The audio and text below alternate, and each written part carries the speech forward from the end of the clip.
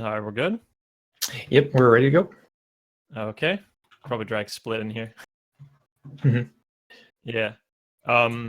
Okay. So welcome everyone. This is the 2018 Jak and Daxter relay race. This time with 4 teams instead of 3, like we did last time. It'll be the same format as last time, where we're gonna do the original Jak and Daxter Trilogy games. So for Jak 1 or Jak and Daxter: The Precursor Legacy, you'll be seeing an any percent no LTS run. For Jak 2, you'll be seeing an any percent run, and for Jak 3, you'll be seeing an any percent no out of bounds run. Should be anywhere between 3 and 4 hours, and yeah, it's gonna be a good time. So I'm gonna read out the teams, even though I lost it here. Okay, I got it. So we got 1 replacement. So as you see on Team 1, if you've been reading the banner, it said Saxman, but Saxman's not here, so we got Jazzberry, standing in for Saxman on Team Alpha, along with myself and Rubix. On winning team, we got Six Rock Fire playing Jak 1, XT Vaser on Jak 2, and Hillary Puff on Jak 3. Team One Hand has Outrageous Josh as Jak 1. I'm just going to list them in order. And then JPTJE and Goofy 358. And finally, Team Anime, Headstrong 1290, Smoker CB, and Sikinar. So let's just see if the boys are ready. And we'll be off to go. Cool. Yeah, it looks like they're all getting ready, so I'll go ahead and just do the countdown. Yep. Okay.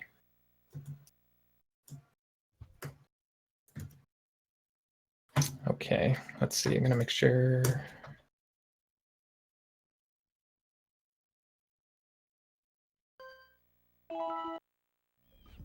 Okay. And I think they should be off. Correct? Yep, I believe they should be ready to go. Okay, so we have well, in theory, I guess we have 4 commentators, but one of them's muted right now. I'm the Rixer, and with me is Sikinar. Hello, I'm Siki. And we got Qatar. He's the mastermind. Hello, I'm the mastermind, I guess. And we got split case Robin, but he's muted right now. So we're off. And there's gonna be different looking timers. I'm loving Jazz's timer. We mentioned that before. Yeah, he's got some cool art. He has some cool art going on in the background. And there's a bit of variety to the timers, color schemes. But yeah, so for the first game, we're gonna notice it's heavily movement based by comparison to the other 2, which are, as we'll see later on, change the mechanics a bit. So in the first section, it's kind of a primer to, basic movement, roll jumping, punching, kicking. Yeah. And the requirement for beating the game is probably one of the things I want to go over. We want to go over first is so you want to get 72. So in this game, you collect power cells, which are these little animations you're seeing at pretty much everyone on screen obtaining right now. You need 72 of those to reach, I guess, the point of no return area of the game, Lava Tube, where you can get the final area. Golem Citadel, where you can get to the final boss. You can skip this 72 cell requirement, but it's a very risky category to have in this relay race. And whoever gets it first try might just secure the win. So we just decided to go with a no LTS for this. So you're not allowed to do the the Lava Tube skip for this category. Yeah, it's also much more fun to watch this category because you go into every level of the game. Exactly.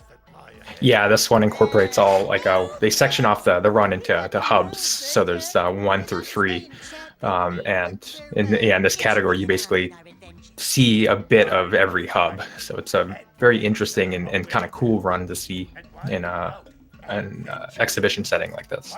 Yeah. There's a few unskippable cutscenes, which is like this first one, which is kind of, unfortunate, I guess. But there has been, throughout time, found many ways to skip these cutscenes. Not this one, though, because you get it through a portal. So there's no, actual way of possibly skipping it. But most of the longer cutscenes have been skipped, so that's pretty cool. So the first level they're going to be heading off to is Forbidden Jungle, where they'll be fighting a boss and getting a bunch of quick cells, essentially. So they're going to go to every level in Hub 1, and like Qatar mentioned, they're going to go to every level in general. But you get different amounts of cells from each level. The variety with which you collect power cells is going to vary too, because you're awarded power cells for collecting these scout flies in these boxes that they're going to be breaking. That's one method. Usually, if it's efficient to collect these on your routing, you benefit from just smashing them as you go and then picking up the power cell from the last one, as you'll see them be doing here. And then, of course, there's like story-based cells and other, hidden ones of sorts and stuff. So, yeah. So what all the players did right there was something called a boosted uppercut, which is where you can walk off a ledge in this game and then do an uppercut, and for whatever reason it boosts you forward and gives you a ton of speed. You're going to be using that later on to get a few cells in like unintended manners. But first off here we got a very big RNG minigame that might separate the runners immediately, which is the fish minigame. And I don't know, I guess the cutscene can speak for itself, but we've all heard it so many times that we might as well go over it. So the first thing you need to do, I guess, is you need to collect 200 pounds of fish. If you catch one eel, which is the purple fish, you poison the whole darn catch, as he says. And what you're looking for is the goldfish, which is counts as 5 pounds instead of 1 pound. So you're gonna see that once they start the mini game. So whoever gets the best luck here is essentially going to take off the best. Yeah, the fish, it's separated into phases where you'll see waves of, mostly greens, and then basically a phase of eels, and then a phase of a mix of the two. And throughout the phases, you want to, the game to give you more of the 5-pounders, which, like you said, can vary greatly between the runners. Mm-hmm. Yeah, like it's pretty much like fairly even. Yeah, it's pretty much the big and only big RNG part of the game. There's actually way to manipulate those fish and to get many more yellow fish. But the way to do so has to do with the mirrors in this level, which you don't do in this category, so it's impossible to get the manipulation here. Yeah. Yeah, it's interesting how that was discovered. The order with which you do some of these side quests in Forbidden Jungle will actually alter the success rate of this minigame. So yeah, you can for example see on 6 Rock's screen he's getting the worst luck out of all of them like so far. Granted, I think he's also the furthest behind in the race, but so far it's looking like Headstrong is getting the best luck. Yeah, Headstrong's already in like the 150s or so. Yeah. So there is an eel phase, which right there you can kind of compare it between the runners. I think Josh got 140 before the eel phase. I think Jazz got somewhere like 135. Headstrong got a little over 150, and 6 Rock is coming up to it now. He's gonna get that's not looking too good. He's actually in eels below 110, or was, I think. That's exceptionally poor RNG on his end. So that's by no fault of him. It's just the game. Yeah. Unfortunately, the biggest punishment as well is that 6 Rock has the worst PB out of everyone in this in Jak 1 comparatively to anyone else. So it's just a slap in the face. Yeah, it's definitely not. That's not not nice. lending him any any good fortune in that respect. Yeah. So Headstrong's off first. So Team Anime in the lead. Yeah, now like we mentioned before, this is where we're gonna enter sort of a dungeon of sorts, and we're gonna go fight a boss who will provide us with another cell. It's worth noting that the eco management in this game, this is one of the mechanics of this game. You collect these ecos that sort of you infuse with, and they give you certain abilities. Like the blue gives you a speed boost and kind of has like a magnet effect to it, and you use that really greatly to grab things quicker than you usually could and get speed boosts to make it through areas a little faster than normal. Mm-hmm. And the routing is kind of important because you are on a timer. It's got a limited supply, and you want to move to not waste any of the blue eco if you can. Yeah, as you can see on Headstrong's screen, what she did was she punched towards the scout fly to essentially like get it to magnet, so you don't need to pick it up as such. So that helps quite a lot. But yeah, I guess I should mention why we did the fishing minigame, or why the runners did the fishing minigame, is because there's an area where you can get a lot of cells, which is called Misty Island. That's the area they'll be heading to after this area. And you cannot go there without doing the fishing minigame, because you unlock the boat to the area by doing the fishing minigame. And in any percent, you don't need to go to Misty Island, so you yeah, otherwise you wouldn't even do the fish minigame, because that's actually one of the slowest cell to get. But since you get a lot of very fast cell in Misty Island. It's worth it to do it. Yeah, basically.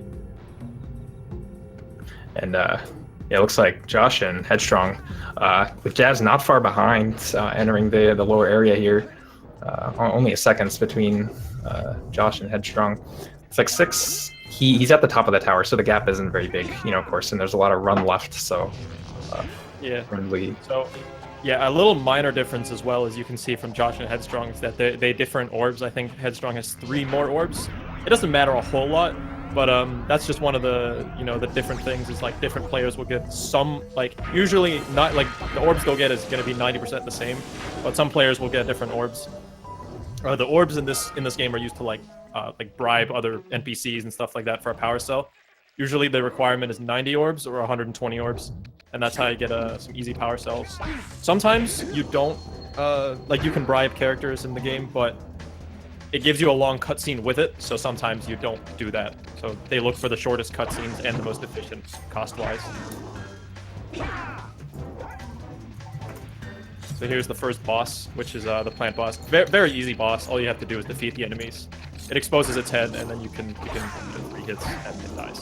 Yeah, there's actually a cute little optimizer with this fight. There's a thing they call Bite Skip, where you can actually hit its vulnerable hitbox at the start before it does its little rear its head animation, and it looks like they all had no trouble with it. The timing is fairly lenient, and these runners are all seasoned in this category, so the boss is pretty trivial. Yeah. So while we head over to Misty Island, which is what we're gonna do after. So this is the last cell. They're gonna do a quick death warp, and then they're gonna save and load back to Sandover Village, which is the beginning area they were at, just because it's a little quicker to get to the boat. Ooh, Headstrong getting a little bit of a lead right there with the death warp, landing on one of the upper ledges instead of dying at the bottom like Josh did. That was Yeah, this fire. game- The side by side.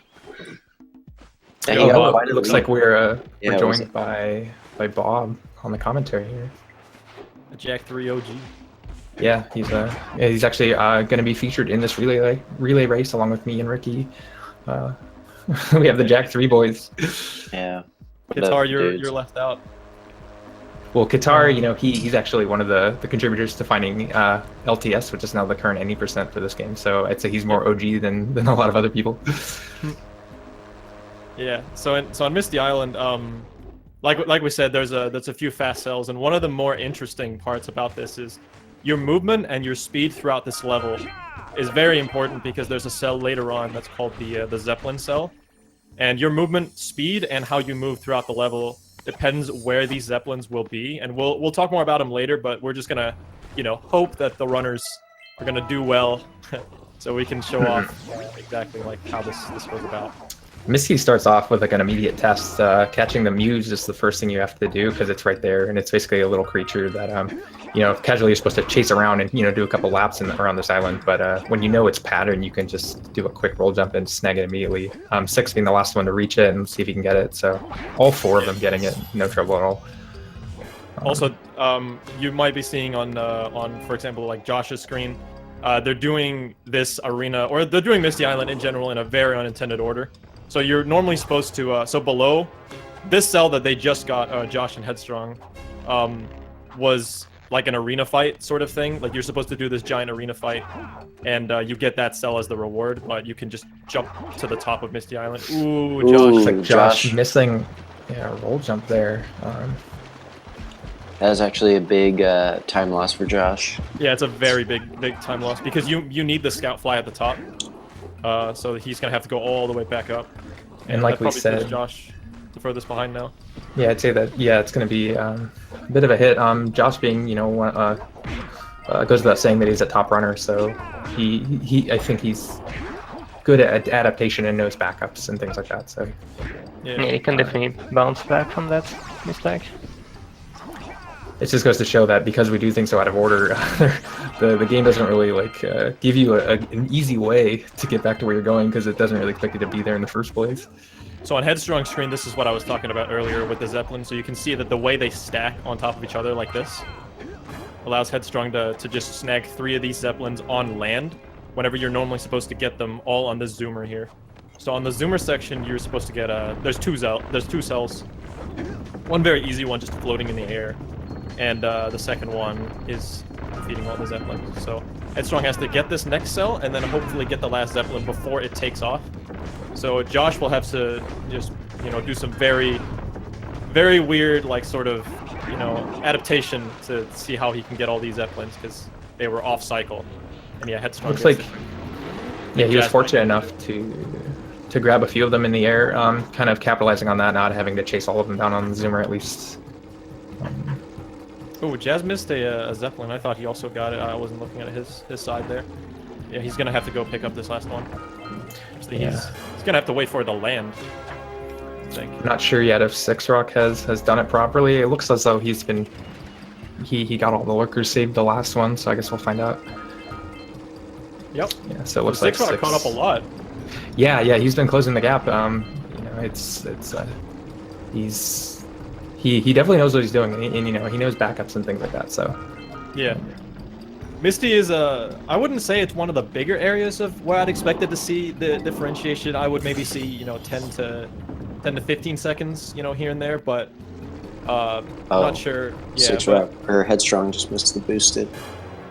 Oh, okay, yeah, interesting. Yeah, so Headstrong was going for you might see it on Six Rock's and so Six Rock and Jazz are like basically tied now. But yeah, what Headstrong's going for is a boosted uppercut to skip the cell. Normally you'd need the blue eco to like activate the platform and then ride it over to that cell, but you can skip it with a boosted. And Headstrong gets a second try. Let's see if Six Rock gets it. Going for it now. That's gonna be close. Nice. yeah, so Headstrong getting it second try, or Six getting it successfully. Oh, yeah. So Jazz missed it as well. So I see, yeah. yeah, so you can walk too far off because it's just a timing thing. If you don't press square quick enough, you just walk off. Ooh. Looks like Jazz having trouble for the second time. This boosted is you have to be really careful with this in particular because it's one of the longest boosteds. You need to capitalize on basically the entirety of the distance that you have provided from this trick. Yeah. Of course. Third try, he gets it with the ledge grab. I think he was going for the ledge grabless, which is why he was. I think he was dipping too low. Mm-hmm. Yeah, if you dip too low, it's you end up just sinking entirely. So. Okay, so Headstrong currently in the lead, carrying it for Team Anime, heading over to Sentinel Beach. This area has a few weird cells that don't really make a whole lot of sense, and we'll kind of talk about like why, I guess, later. So there's going to be some modest sequence breaking in this one. Yeah, the first one you're going to see is this tower. You're normally supposed to go up with these blue eco launch pads, but you can sort of sequence break and like go up the tower, which Headstrong missed the ledge grab on this. And the thing with this one is it's scary. That's gonna allow Six Rock to catch up. Yeah, it's funny. Six is, despite the bad fish and the. Oh, Six Rock is in the lead. Yeah, taking it with that really good lighthouse climb. Yeah, really nice. So on top of getting this one, that's high. That's awesome. Yeah. Because like coming in you clutch. always want to see the person with like the worst PB in this case. Sometimes take the lead. Coming back from the bad fish, he's actually been playing super well. Yeah, we haven't really been talking about it, but yeah, his execution has been very clean. You'll notice here that once you get to the top of this lighthouse, they're also capitalizing on the cannon here to do one of the side quests in this area. If anyone remembers, chasing a pelican to try to beat it to this power cell, you can either do that or you can just actually blow it up with a cannon. It's just a little known fact about this game. Yeah, you need to race the pelican to the cell, like he sort of spits it out and steals it away. You saw it in the cutscene earlier. But yeah, you can blow it up. So here's another, I guess, I don't really want to call it RNG because I don't know this too well, but it seems to be kind of random. These birds, you need to like scare them from each of these platforms, like from the first, then the second, then the third. And on the third, they like to not cooperate with, like, whenever you stand on it, if the birds aren't on the platform, you won't get the cutscene for the power cell. Yeah, it sometimes takes longer to land on the third one. As far as we know, it's random. Yeah, and Jazz not too far behind activating the cutscene. I want to say it's less than a minute differential, I would say, between Jazz and the lead. Wait, what's going on with Six Rock? Confused. Yeah. Did he not get the pelican? Oh, it looks as though he might have had to reset that. Yeah, riding the eco Ooh. boosters back up to I, the We were just I giving actually- him some props. I actually didn't want to say anything when I saw him fire the cannon, but it was definitely too high. It was off. Oh, I okay. see. But I didn't want to jinx anything. Yeah, fingers crossed that it worked. At the Well, very least, he's got an orb lead over everyone else. So we're gonna see how he's gonna be able to skip some orbs later on, because he got a few Right. of those orbs on the platform and underwater. So he maybe has like 10, 15 more orbs, but that probably puts I think Headstrong back in the lead. Yeah, it looks like Headstrong is in the lead, followed closely by Josh, I believe, and that actually puts Jazz and Six Rocks a lot closer than they were before. So now Yeah. they're kind of paired up here in terms of pace. So on Jazz's screen, you're seeing a scout fly being grabbed from like an unintended position because they're abusing the magnet, like I guess ability of the blue eco to grab things, like kind of cutting corners and stuff like that. And you see Headstrong and Josh doing one of the sequence breaks here. you activate this cutscene with this woman before you ever see the introductory cutscene with her, and by bringing down this bird that she then kind of takes care of and stuff, which will also be relevant later in the run. Yeah, the reason they're getting this cell is actually because you unlock this flood. So it's called the flood, and it's this thing you can ride, and you can. It's useful for in this category one level, right? Which one? Yeah, I believe it's only really relevant in snowy. You have an option to utilize it in another location, but it's not useful, from what I know. So all of them through the Flood cutscene at least. So despite a lot of there have been a few lead changes too. So as you can tell, just this run has a lot of stuff that can go really right or really wrong. So Josh only about 6 seconds or so behind Headstrong, who's in the lead, and Jazz and Six Rock maybe about 20 or so behind Headstrong and Jazz, something like that. Six Rock, Yeah, roughly the ballpark 20, of 30 seconds. Mhm. Same with Jazz. So I mean, it's still anyone's game. I mean, if you've seen the AGDQ run, you know what this game can do and how it can change a lot. You get to see my favorite character here. Oh, my muse. You really are the best. Here, take this power. Yeah, so this is the guy you give the muse from Misty Island. Hey, Lucas.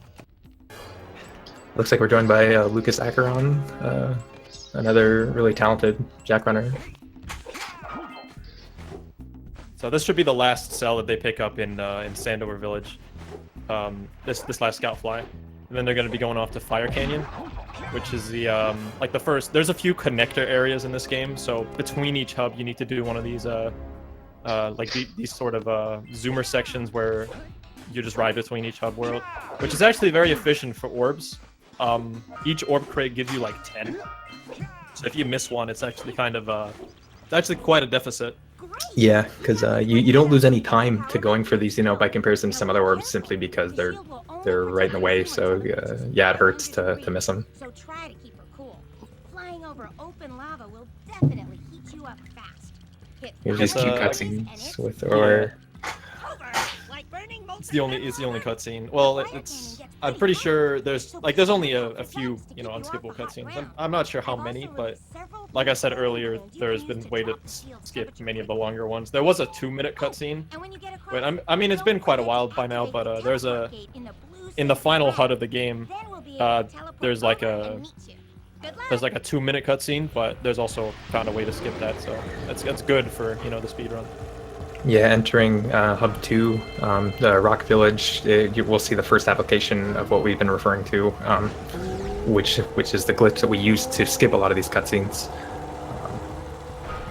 It's used almost immediately once we get off of the zoomer. I guess I could describe it in some modest detail before you see it. They're doing a thing called a pause buffer, where you can bring up the heads-up display manually, and same with the start menu, of course. But if you bring them up at the same time, the game sort of gets confused and it waits for the heads-up display to vanish before it pauses the game, and that creates a lot of weird properties in the logic. And you can actually use that to enter triggers, but allow yourself some time to do other things, such as save and reload and do things which tend to overwrite these cutscenes. Yeah. Also, minor optimization. This is something I say in like I think I've said this on nearly every. I always say this, and I think it's because it's always cool. I saw Six Rock miss it earlier, but whenever everyone like ends these zoomer sections, they turn the zoomer like to the side because Jak he always jumps off on the right. So that's just like a small optimization. I always say that, and it's basically like a meme at this point that I say it in every commentary thing. But I Also, very solid cutscene skip by Headstrong and Josh. Yeah, for sure. Okay, so look at Six Rock. Oh, come on, Six Rock. Jazz ended up getting it though. Don't do me like this. See, Jazz and Six going for the same cutscene skip here. So you're gonna notice they hit the button and then bring up the pause menu after the button because they buffered, and then they do the actual pause buffer, which it takes like 3 seconds to bring up the menu here, and then they go through the cutscene trigger here. But if they didn't do the pause buffer, then it would have triggered the cutscene. It would have been like a 2-minute time loss. Yeah. It's worth noting though that the Jak series, they have this weird property where the camera has a lot of the same properties as physical hitboxes in the game. Is there a reason they? No, sorry. I was just curious about. Is there a reason they crouched in front of the? Because if you spin, there's a chance you could bonk and get knocked away, and then not be able to talk to the Oracle. Oh, smart. Yeah, smart. Interesting. Oh yeah, because it's the same button for. So you can mash if you crouch. You can just mash circle. Interesting. Smart. I didn't know about that. See, we're learning things here too. Yeah. So they do it on Precursor base on Zoomer too. The crouch threat. Oh yeah, I noticed that he did the same thing for the Zoomer. Oh, they do this here too. Okay, smart. Yeah, so I think because a lot of these have an inherent delay before you're allowed the prompt, so you might as well just sit there and mash the button until it works. This level's really good for orbs, is what I was gonna say. Headstrong's really get 3 or 4 cells. Headstrong's really high on orbs right now, which is good for him. Yeah, that's one of the nice things. If your movement's good, you can capitalize on a lot of these orb crates here, similar to the Fire Canyon segment. What I'm counting on Headstrong doing, and probably Josh too, they both have a lot of orbs. You can see when Boggy Swamp comes up a little bit later, they can skip over a lot of the crates that Six Rock and Jazz will probably have to get, since they have so many orbs. So that'll be interesting. I think Jazz might actually be the only one that has to get these, because Six Rock is also over orbed, because he missed the Pelican. Oh, that's right. So he had to go get more orbs and stuff like that. Well, like the backup gets you more orbs in the way. And right here is the plant minigame where hopefully we're going to see everyone get a 1 cycle where you can grab the eco and clear all the plants in one go. So Headstrong and Josh getting it just fine. And we're going to see Jazz and Six Rock, who I think are neck and neck, basically. Yeah, I think they're tied within, 3 or 4 seconds of each other. Yeah, I think Six is like 2 seconds ahead of Jazz right now. This can be tricky because the plants, they have a timed respawn. So if you wait too long, and they intend you casually to take a few trips, and on top of that, you have a limited supply of the green eco. So. Ooh, Jazz gonna come looks close. like Jazz clutching out. Yeah, that. Six Rock not quite able to close it out. Just a few plants left, and yeah, you really don't want to. The problem is if you miss like plants in several areas, the patches will like grow back in those spots. So you don't want to miss that. Too bad. Six Rock doing a bit of a pirouette over the power cell there. Yeah. Okay, so one thing we didn't really talk about because we're focused on the plants is something you're gonna see Jazz and Six Rock do. Not sure what. Oh, Jazz missed the orb vent. Okay, I see. I was wondering where he was going. Yeah, so I guess you can see it on Six Rock's screen. He's gonna be doing something interesting with the camera, which. So we skipped the cutscene earlier, but you need to hold the camera in a specific way so you don't activate the cutscene that was skipped earlier on. because the game plays a cutscene that as where the camera is facing, or not where the camera is facing, but where the camera is. So they're looking towards the hut to skip this cutscene. Yeah, basically when you hit the button, it creates like a big sphere on top of like the hut. Since we didn't watch it at all, as every time like you get close to it, you risk to trigger it again. So that's why going to LPC you need to move the camera. Right. As Siki was saying, there's like I don't know, I can't be as eloquent as him. What were you saying about the camera earlier, Siki? There's like a sphere, and like the camera is looking. Like the hitbox like extends like backwards, I believe is how it works or something, which is why you want to look kind of at the hut, because you have this long hitbox, as far as I know, like behind you, and it can swing right into that sphere.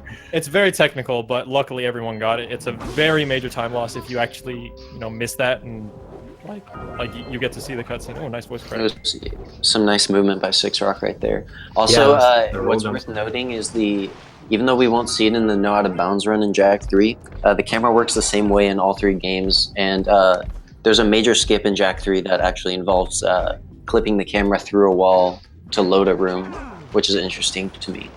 Ooh, Headstrong's gonna cut this close. Oh, Josh and Headstrong are tied completely. Wow, getting the cell within a half second of each other. Yeah, that's crazy. LPC, yeah, can be scary because you need to swim in these areas and the out of bounds regions to reach other parts of the level, but these areas, the water can deal damage to you when it's on these electric cycles. So you can't really hang out there. Jazz is gonna cut this really close. He might just have to go for the buttons. Yeah. Yeah, it looks like he's opting for a safer method instead of taking a death here. It ultimately would be faster than having to reset it. Larry almost got him. Someone in chat was saying we should talk about fast swim. Oh yeah. Go for it. Yeah, which was a big factor in Sentinel and Misty, but we missed it. Yeah, it's basically, or if you wanted to explain it, go ahead. Basically, fast swim is just no, I don't want to explain it. There's like an animation, that plays when you hold the forward button, and the first bit of it gives you more of an acceleration boost in the second half, so you can cancel it repeatedly by just tapping forward again and again, and it only gives you that faster portion, which actually greatly increases your speed. Yeah. Oh, they both got the buffer on the cell. Mm-hmm. Yeah, LPC. There's a lot of things happening, but all you need to know is that a lot of out of bounds, a lot of getting the cells like early in unintended ways. That's all we can really say. The buffer that they just did on that last cell actually cancels a cutscene at the end, and what they did was they did the same buffer as they did with the cutscene skip, but instead the game auto-saved as if they got the cell, and they just loaded the game, and when they loaded back in, they had the cell and didn't have to watch a cutscene. Mm-hmm. Yep. And now Josh and Headstrong making it out of the lost Precursor city. I think they're going to be doing. They're not quite done with this hub, so to speak. They have a couple more areas they have to venture to, such as like a boggy swamp, which I believe is up next. Mm-hmm. Hopefully, Josh doesn't die here. I've seen him die to the shark. Yeah, you can take shortcuts around by swimming and cutting corners in the water, but there is a global timer in there. There's a fish in there that, if you wait too long, will eat you. Yeah, he'll eat you. This area has some interesting routing. Yeah. I was actually going to mention Yellow Eco first. So this is the first area that introduces that. Yellow Eco is kind of it's a projectile, essentially, that you can use to break boxes in the... well, you need it for cells anyway, so you can see on Josh's end, since he got a little bit of a lead. He's going to pick up this Yellow Eco on the right, and he's going to shoot this tether, or this rock, so to say. And that's gonna break a rope. That's going to get the Zeppelin loose at like the end of level, because it's very quick cells. Very short cutscene, and just gives you an easy cell. Yeah, and they're easy to do because a lot of them they're in passing. You come across them, so it costs a little bit of time just to cut the ropes as you go. Yeah, it's a very, very linear level compared to the other ones. I would say anyway, compared to like Forbidden Jungle, for example. Mm-hmm. Yeah. So yeah. And Yeah, also, this is it's worth strong. noting. You go ahead. I just figured out I would mention it really quick. You notice all of them; they're spawning the power cell from the scout flies at the start of Boggy, and you maybe scratch your head at why they're not picking it up if you need them.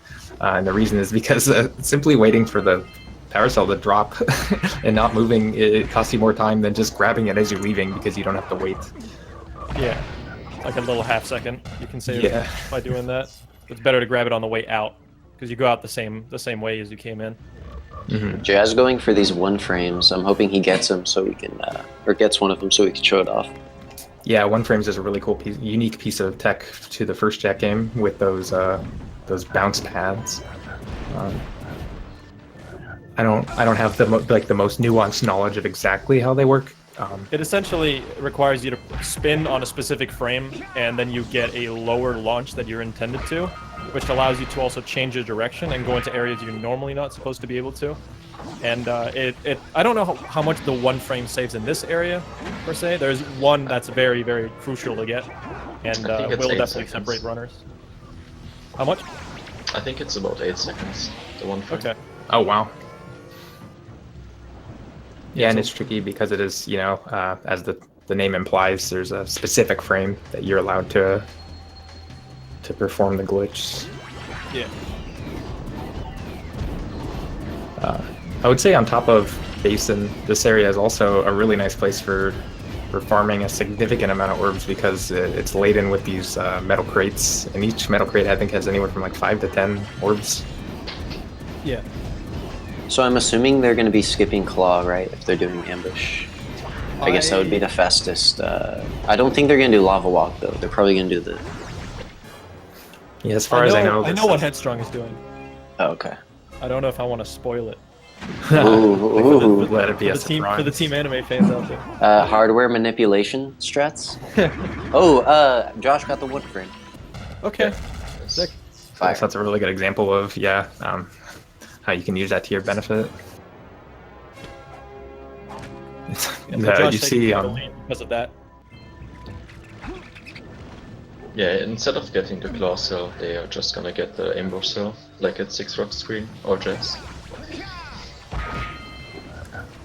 Because I the was- claw side is pretty. Oh, I'm sorry. What were you Oh, saying? that's fine, don't worry. Yeah, the coming up after this is a really precise and kind of really random trick that's featured in both this route and in the any percent route after we're done with Boggy. So things could really switch up at that point depending on what the runner's opt to do. Yeah. We should probably like take a look at the placements, like exiting Boggy Swamp, and then we'll see like what after that, how it's how it's gonna go. That's a good point. Yeah. But it could be that all of 6. them are. Yeah, you go for it. Last 6 didn't get it. Oh, You almost got it. Oh, but going not- for the one. God damn it, that's... Yeah, that's one of the byproducts of going for these out-of-bounds tricks in Boggy is you can actually get caught inside of like the environment and it'll deal damage to you. Yeah, so he needs to just grab this cell really quick and just get out of there. It's funny, I believe Boggy is one of the longest segments in the game. Also, probably has the most cells. I think you get 8 from here, something like that, 8 or 7. Yeah, I believe so. It's quite a I think lot. so, yeah. So yeah, Josh taking the lead, going into Claw, with Headstrong, maybe about 15 to 20 seconds behind. I think Jazz is behind by maybe 50 seconds to a minute, and then Six Rock somewhere in a minute to a minute and 10 or something like that. Just an Yeah, estimate. fortunately, yeah, 6 raised that gap a bit with that unfortunate death. I think it's safe to assume Josh will be going for the Boggy, what's it called? What's the secondary claw skip name? Yeah, the deload, I guess. Idle reload? Yeah. Ideally load class skip. Yeah, we have our resident Jak I scientist here who probably could explain that better than anyone else on the planet. Guitar? Yeah, Yeah. guitar. Oh, Alright, this will be exciting. I'll Sorry to check put you on the Josh. spot there. Go for it or not? Yeah, we'll see what he actually does, because yeah, then. It Yeah, won't I'll explain start it. if. Okay, so Okay. what Josh is going to go for is the idle deload concept. Idle deload is a glitch with like 2 years old maybe now, which allow you to store an area. So as you can see, when you run to a buggy, to Claw, he had like a cutscene, and that cutscene will store that level. So that stored level is like used as a safe net. Like if the game fuck up something, it's gonna reload that stored area. And when that stored area is reloaded, the game will check your checkpoint. If your checkpoint is currently being deloaded, it has to find another checkpoint. The game will get the closest checkpoint to Jack's current location. When you go back to buggy, on that specific rock, you're actually closer to the checkpoint beyond Claw. And so Yeah. when you respawn beyond Claw. Yeah, it's the closest checkpoint happens to be behind Claw in that very specific location.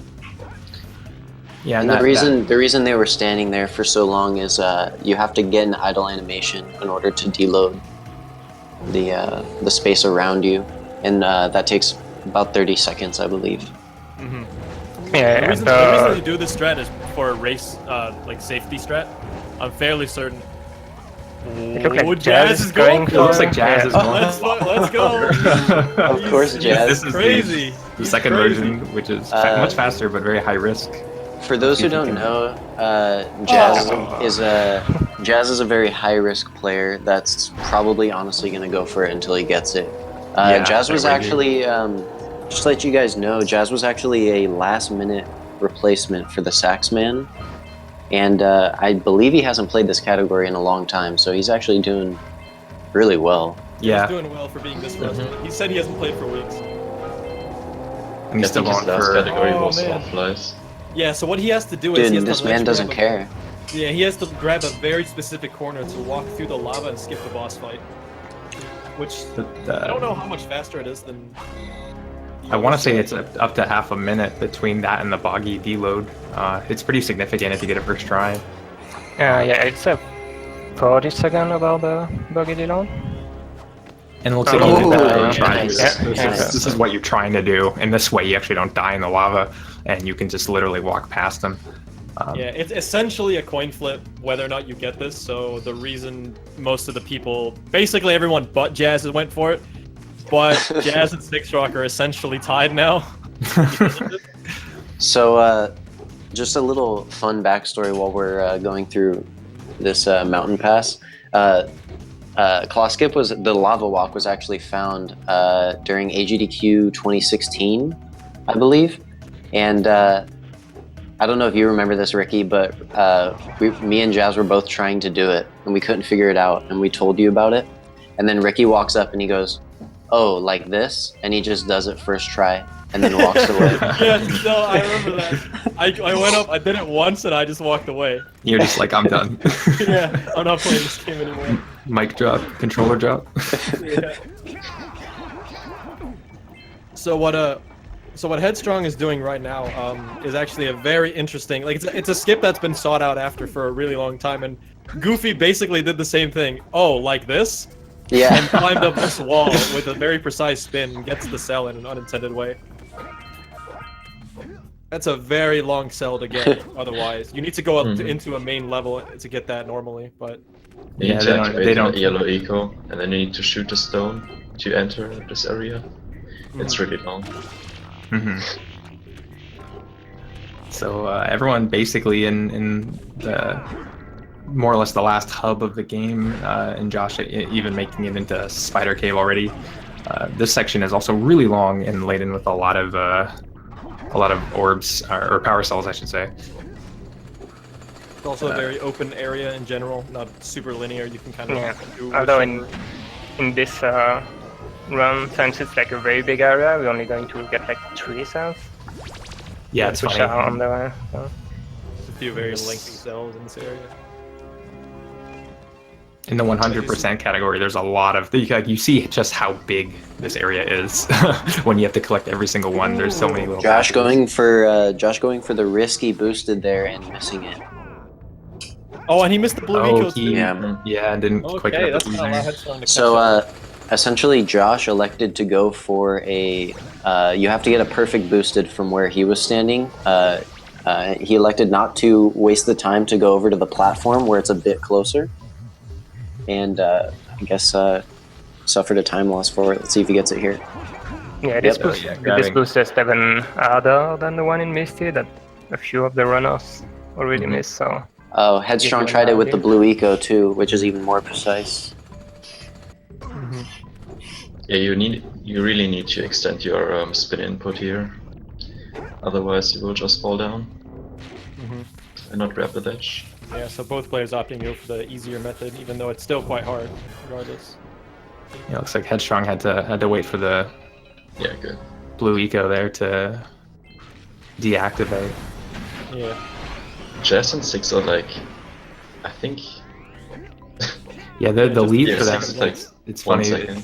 Remained very close even through claw skip. Ooh, I don't know if Jazz is gonna get the death warp here. Oh, he He did. wow. did, yeah. Okay. Fortunately, Wow. Expecting to get that. that checkpoint. Yeah, you see the way they take a death intentionally, but they want to be just far enough to capture a checkpoint there.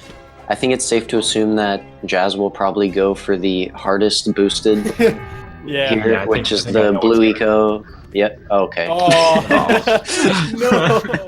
Oh. He went for Trying some to- swag. Yeah. Yeah. I think so. All the players actually missing this. I think. Actually, I don't really know what Six Rock was doing. I was looking away, but he went for this like a backwards way. So I was gonna say that Jazz and Six Rock could have caught up a little bit, but Oh, nice. they both screwed up a bit. So hopefully Yeah, right, Jazz yes. doesn't do anything ridiculous. Here's coming up one of the biggest pause buffers you'll see here. Josh trying to hit that button, but you want to hit it fast so they punch away from it so that they're already moving when they press it. And the reason is because you have very little time to die in this lava before that cutscene starts. So each This pause cut- buffer is 3 seconds almost long, and essentially he has to die before the pause buffer ends. So what he does is pause buffer, hits the button, and he has to punch out of the door and do a blind uppercut over the railing, and jump into the lava in those 3 seconds. And Headstrong getting it first try. Yeah. Yeah, this saves about 2.5 minutes. Yeah. This is the long okay. cutscene I was That's talking about like- early in the run. Pretty important. I guess For Headstrong. real. Yeah, Blue Sage is about 1 minute, and Wait. I think this one is 50. Wait, what did I can't tell exactly if Headstrong unintentionally activated the portal or if this is some kind of soft block. he- and I'm guessing he missed the thing. Yeah, he skipped the cutscene successfully, and then he had to go back because I think he missed a scout fly or something. Oh, I Which see. is- Yeah, it's gonna it's- cost that Yeah, because that's like you a have to 2 watch minute the time. cutscene now. Oh, I'm and not yeah, sure if that was the right call. There might be a backup cell in Snowy that's better to get. No, you get all the silence now. But Oh. in Spider Cave, we could have gotten like Dark Cave maybe. Yeah, I feel like that would have Spider been Cave close to Spider timing Cave might the have been the better cutscene. one. Tough decision, regardless, with the pressure too. So that's gonna set Josh way ahead of the game here. Yeah, and that's probably going to put Headstrong close, if not a little behind Jazz and Six there. But of course, we don't know what's going to happen in Snowy. Snowy being a notoriously difficult area just because there's a lot going on here. It's one of the more advanced stages. It's because it's one of the last places you go. They basically put everything to the test for you. It also introduces a new form of eco here, the red one, which kind of just gives you a bit of a strength boost, which you need to break through a lot of armored enemies. Yeah. Normally you need these shield guys. You need to punch their shields with the red eco, and then they lower the shield, and then you can hit them again. And if you hit 3 of them, you get a cell. And I Josh is think- going to do a skip here, which is very unintended. Right there. He's going nice. to grab that ledge and get this cell, which normally you'd need to go through and get the flut, do this giant obstacle course, and then that gets you the cell, but it's very long, so you can just skip that. And that is way more difficult than he made it it look as well, because there's actually icicles that prevent you from punching directly in. You have to punch just low enough to grab the ledge. Yeah, there's a big Yeah, it's a invisible bit wall of above it. invisible. Same thing here. There's another big invisible wall for Josh. He's gonna have to like punch around it. Wow, That- very Very impressive. clean Snowy looking, from yeah. Josh. Yeah. I think he's gonna get this. Oh, the Yep. we'll see. Yeah, the thing. Yeah, the Oh. almost. Yeah, it's a few frames too late, I think. So actually, Headstrong and Jazz pretty close to one another, despite Headstrong's step back with the cutscene. So. Actually, despite skipping Flut Flut for a few segments, we do greatly benefit from using him momentarily here, and immediately, not intended, we escape the inbounds area for the bird and just start running where it's not supposed to go. And this makes these little platforms a cakewalk to press. Yeah, that's one of the easiest out of bounds in any of the Jak games. It's so easy. Like all you need to do is jump at the wall, or like ground pound at the wall, and then you can just double jump and get over the area. So Josh is basically gonna use Flut Flut for the remaining part of the level, and it's just gonna allow him to move a lot faster. I'm gonna do a little bit of a skip here, where he's gonna stand on like the little scaffolding area, so the guy jumps down immediately. Normally you need to kill all the enemies, but by doing that, he just jumps down and you can kill him quick. Yeah, and one of my personal favorite tricks here, using Flut Flut, we get to see a really, hopefully, from all the runners, the out of bounds. Well, I guess it's really early to say that. I forgot just how much there is left in Snowy, so I'll Yeah, you say mean that. gondola skip? Yeah, gondola skip. Yeah, that's a bit. It's like 2 minutes, 2.5 minutes until there. Josh getting a little animation skip there. You can hear the music, but you see that he's not doing the actual animation, and I don't know exactly what goes into that trick, but it is a little bit of a time saver.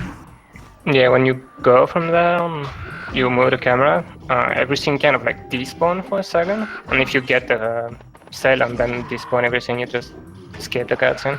I'm not sure exactly why it happened, but... And Jazz and Headstrong are gonna go for this little jump.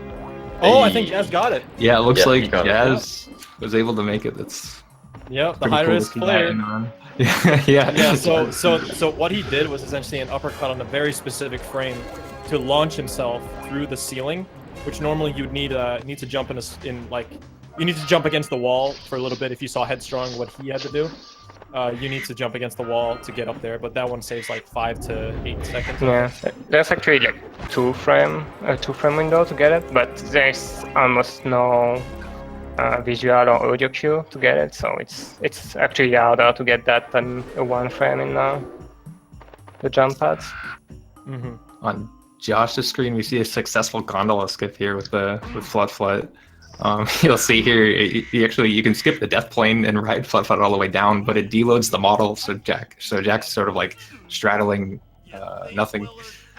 Yeah, you're not supposed to have Flut Flut in Volcanic Crater, the hub area. Like, the model's not loaded in there.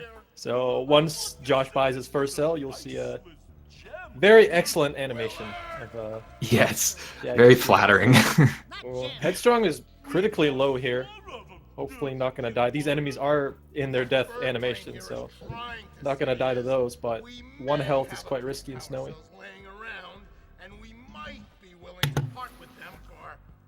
And it's also a little piece of trivia about the run. For whatever reason, because the game doesn't want Flut Flut in this area, there's a few scenarios that you can unintentionally do, which will actually trigger the game to crash out entirely, which is collecting all 4 power cells from these people for whatever reason if you're on Flut Flut. Sometimes he doesn't count correctly.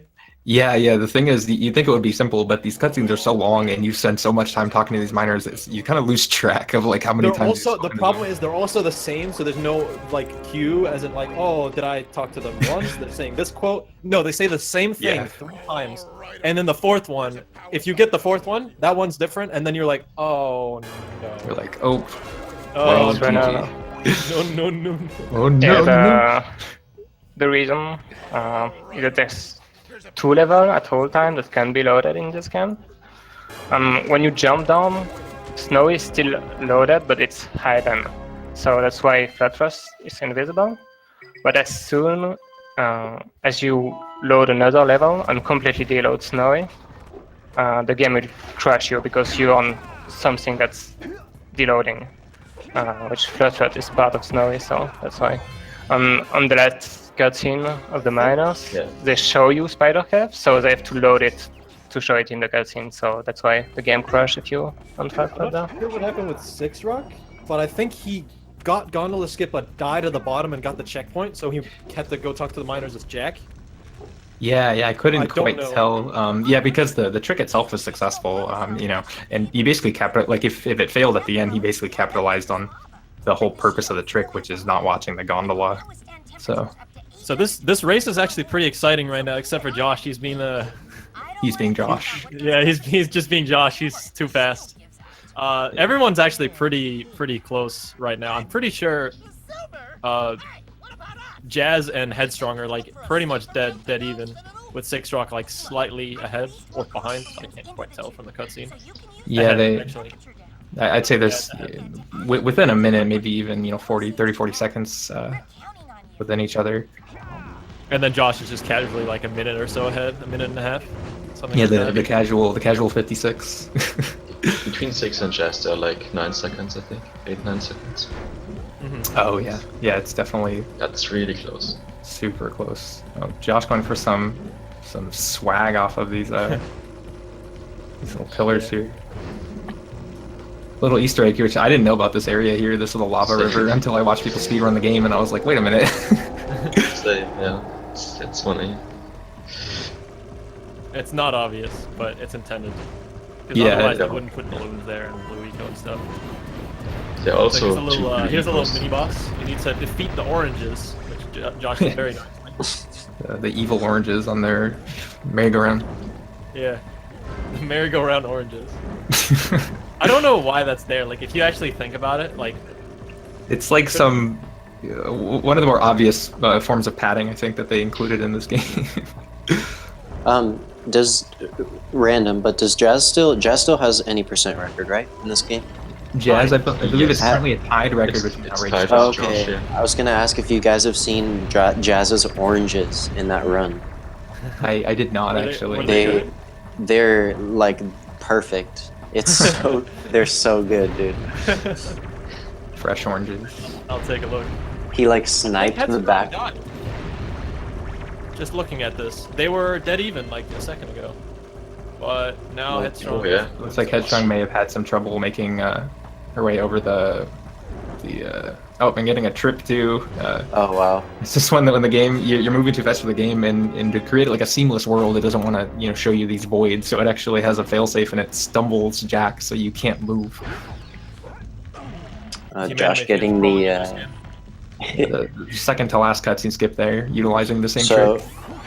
Josh is going to do a series of buffers right here that skips the entire last level. So he just buffered a cutscene and dies before the cutscene triggers, and then he buffers this last cell, loads in the same way he did as LBC, and it drops him right at the end of Citadel, triggering the final boss. Yeah, so that just three cutscene skips like back to back, like very quickly. Just gets them super quick. If you And blink, fun fact, it's over. that trick only works on the Black Label version of Jak 1. So if you're playing on like greatest hits, that won't work for you. And Josh is going up to the final boss here. Gonna do a quick death warp to get to the last boss area. And there's a few ways you can speed this fight up. One of them being, you can see there's a launch pad on the right here. We're gonna see if he's gonna go for the one frame. Oh yes. Oh, he got it. Oh, he got the first one. So you can do this 3 times. Like I said, you can get a lower launch than intended and land earlier, which triggers the boss's attack, quicker. Yeah, you'll start every phase a bit earlier with that. Yeah, I think if you get all the 1 frames in the boss fight, you save about 8 seconds. No, it's 12. Both? It's, Oh, yeah, it's Wow. 3 for the first 2, and the last one you like save 6 seconds because it also give you like your first shot from the boss, so you can shoot it even faster. Yeah, Josh Alright. missing the second one I there. did not know that. Yeah, same. 12 seconds. So we're gonna hope that the rest of the racers here are gonna get all the 3 cutscene skips just like Josh did, because it's a very big loss, like right at the end, to not get this. Yeah, all the cutscenes here, you know, are all a few minutes each. So missing any of them is punishing, to say the least. How long is the average Citadel skip in No Major Skips? Without doing the. Well, there's the method that doesn't utilize the. Oh right, buffer, there's. which I think we've titled V2. Yeah, I meant just doing the level, like all the way through. That's like 4.5 minutes, I think. Okay. Yeah, it's a significant portion of the differential between NMG and no LTS. I think it's Citadel alone. So Josh is going to be the first person to finish here. Might be the only one to get a sub 1. We'll see with the other ones. They might barely cut it here. So Headstrong is he misses a few pause buffers there, but now he's doing the final skip. Yeah. Oh, I didn't even notice Jazz really pulled ahead there. Yeah, Yeah. Jazz, he closed the gap a bit, being the It's those second one oranges, to the man. top It's the lane. oranges. Yeah, Jazz has Yeah, those oranges on lock. 6 not far behind though, riding that elevator up, and Headstrong within I think seconds of 6. You'll see here And right away once Josh this reloads. is gonna finish with 58.33, and he's gonna Wow. switch it off to JP for Jak II. Yeah, so it looks like JP should be starting the second game in the trilogy, Jak II, pretty soon. Mm-hmm. Wow, 58 is incredibly good. I remember when 58 was like the thing to get. Yeah, 58 is it's definitely no small feat, especially in like a essentially what we call no reset, where you just play through the whole game regardless what happens. So doing his little dance here. Yeah, all these runners getting good times here in the first game. Yeah, any sub 1 or like a low 1 hour. It's as you can tell, so many things in this game can go wrong. It's not easy to play on this level. Mm-hmm. Looks like we're going to be bringing up JP's stream pretty soon here. Oh, here we go, JP. Oh, do you start at a specific time, or is it right as you finish? It's right as you finish. As each runner finishes, they ping the next runner on Discord, and as soon as you get pinged, you can start your run. So JP Okay. actually starting a little bit late here. Yeah. Might be a bit of a deficit. Yeah, we might see how that affects the overall time, because we're essentially just going off of real time for the relay. There is a category called trifecta where a single runner can opt to play all 3, but that's actually done by individual times and not necessarily the time in between changing games. Whereas in this one, we What is this timer on like below Jazz? Yeah. I believe it's just some cropping quirks with Yeah. I'm gonna miss Headstrong's pink timer. I hope Smoker has some. I think Headstrong and 6 are gonna get a 101. Yeah, I think Yeah. that's 101. Yeah. Jess? Jazz is gonna Jazz. get ready to ping Rubik's. Yeah, barely catching a so team sub alpha. So team 101. alpha, we're gonna see Rubik's, and for team one hand, we have JP already playing. Smoker CB is gonna be playing Jak II for team anime, and the last one is gonna be Vaser. It's gonna be playing for winning team. Yeah, it's worth mentioning. All these players are Jazz really with good. the 100. Yeah. Is it all of? I just want to mention a lot of the Jak II runners specifically. I think every single runner here since the start of the relay has greatly decreased their personal best. For the most part, like I know Rubik's when he started, when he signed up, it was a 109, and it's now like a low 107. Headstrong now has a 101, which is Really huge, good. yeah, difference. JP getting a 106 from his 108 previously, and Vaser he's a resident, Jak II expert. He has a 101, and he's definitely a force to be reckoned with. So Vaser's definitely the he's very consistent. Yeah, So that'll be interesting. JP with a little hiccup here, but shouldn't be that big of a deal. He, messed up the out of bounds there. Yeah, I'll definitely say that we have a little bit of a skill gap in this game that we might see, as this game is quite brutal. Yeah, JP and Rubik's are definitely the underdogs, whereas Vaser and Smoker are the big boys. Yeah, I would say Jak II is definitely the, I don't want to say the make or break game, but the biggest time losses will probably happen in Jak II. Yeah, very brutal game. Right. Yeah, there are some tricks that are not entirely consistent. And Yen can, if you mess them up, they could lose you. Dude, Vaser's driving is already off the bat like he. Yeah, he has such good control Yeah. of all the mechanics in this game. He's been running this game for years. Yeah, He's also the person that made the any percent guide on how to run this game. So if you're ever interested in running Jak II, I'd really recommend watching that, because the guide he would make is exactly something I would make, in terms of he doesn't guide you step by step on how to do it. He just tells you what you should practice, what you should know, and what time you should put into different things and stuff like that. Looks like Rubik's, unfortunately, he aggroed the guards, and then he lost his initial zoomer, so having to reset the setup for red barrier skip, but getting it second try. Yeah, so the first thing you're going to see in this area is, it's a lot of out of bounds, so it might be a lot to handle, but all you need to know is at the very end of this section where JP is currently, everyone's going to be doing something called Mars Tomb Skip, which puts you from 2% completion in the game to about 60% completion. And it's essentially one of those, if you've ever seen like a Paper Mario or like a DK64 run, whenever you skip into a later part into the game gives you all like the abilities and items you're supposed to have by that point in the game, because the game can't see like, oh, well, you're here, you must have done this, and this, right? But it doesn't load in quite yet, so like they have to do a few missions in Mars Tomb without the guns for the game to first recognize that. Right. And Mars Tomb is exceptionally brutal. Something to bring up too is Jak 3 starts almost the same exact way as Jak 2 with a percentage warp a little bit later on, about 8 minutes in, but same exact concept. Percentage warps are a big part of these two games, I feel like. For the later two games, at least.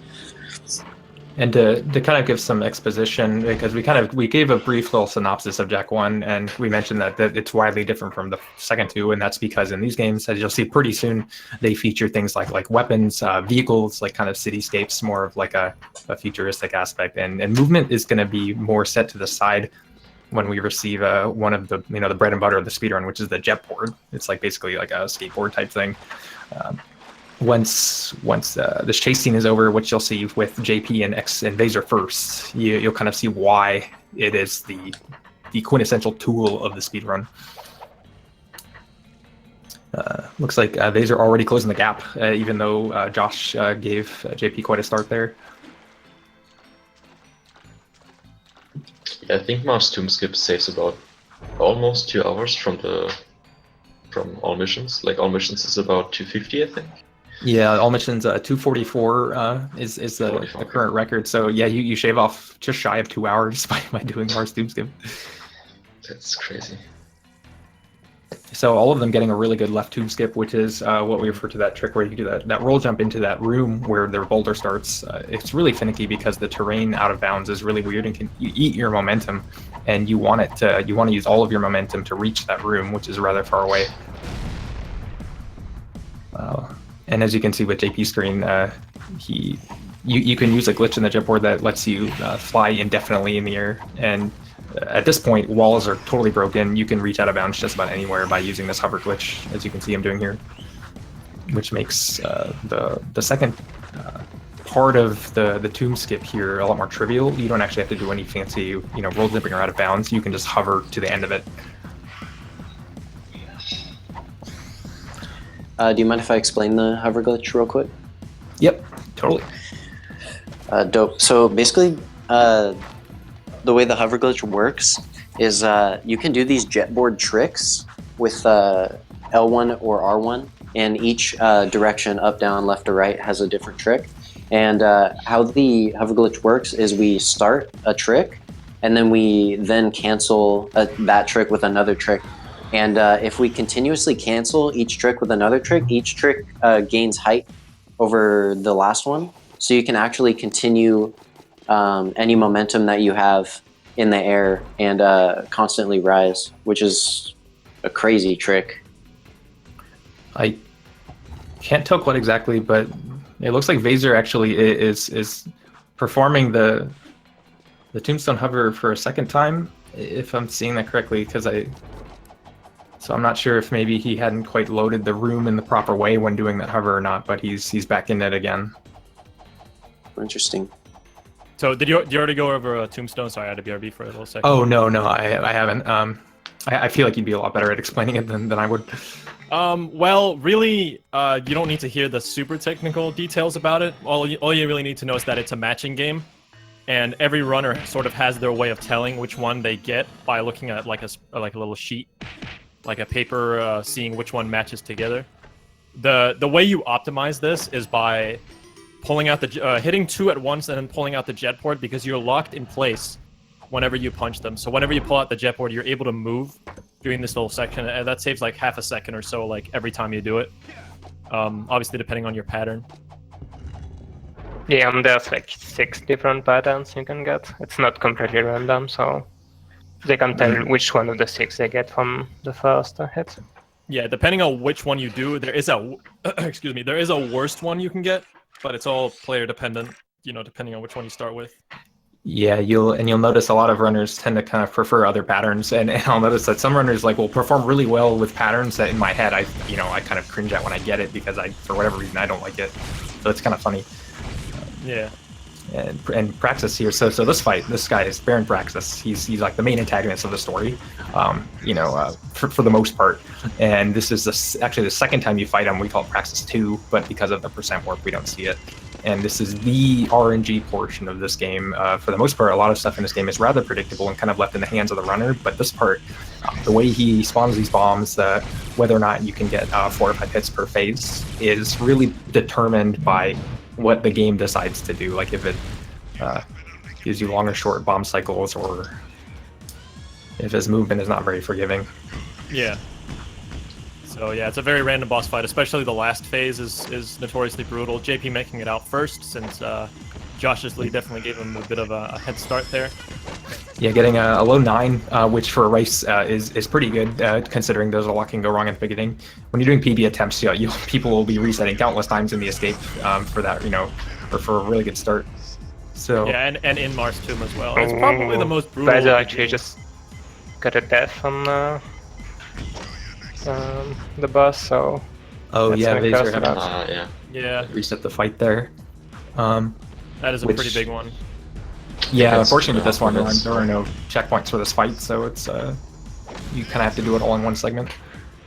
Yeah, so we'll see what JP does here. For example, during this section, there's a few hovers you can do that save a bit of time just by. You'll be seeing this throughout the whole game, where they're going to be hovering through buildings and stuff like that. He's going to probably go for this one.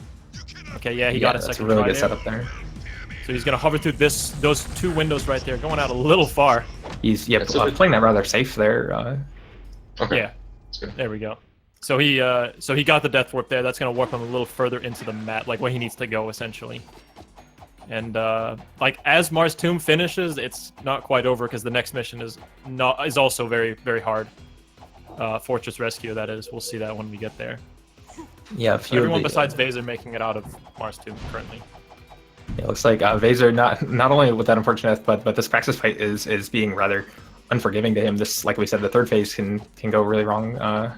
He's getting these really far spawns between the 2 bombs, which means a lot of travel. But he should not have too much trouble with it. It looks like he's already on the last hit here. Yeah. Currently, it's looking like Smoker's got the most solid run so far, looking at his time and where he is. Yeah, getting and stuff. Getting a just shy of a sub 10 torn is pretty good. I would say actually even pretty close to a PB pace. So I'd say, yeah, in terms of the caliber of the run itself, he has a really good start. So the difference you're gonna see between like the top runners and the I guess, you know, worse runners for lack of a better word, I'm sorry, but is probably consistently with the hover glitch as well. Is that you're gonna see people like Smoker and Vase are gonna hit the hover a little more frequently than JP and Rubik's might. So yeah, Smoker's gonna make his way through the fortress, which JP also did, and they're gonna skip the majority of the level with this hover. Yeah, so Smoker already not quite caught up. There's still a bit of a differential, but I think that gap has closed significantly since the start of the run. Smoker trying to get a little faster clip there, but not quite getting it and just playing it safe and going through the door from normal way. Let's see if JP is getting the hover over the building. Yeah, this is actually one of, in terms of like inner city hovers and little tiny optimizers, this is one of the biggest. It's anywhere between Then it's 6 to 7 seconds. Clutching it out at the end, I think. Oh, No, he didn't. He did not pong. It's really scary when you drop that first one because you don't have a lot of time to clear the wall there. Yeah, the thing about the hover in this game, you can't actually hover too fast, otherwise it drops the hover. It's a little more lenient in Jak II than Jak III, but either way, there is a window of how fast you can mash.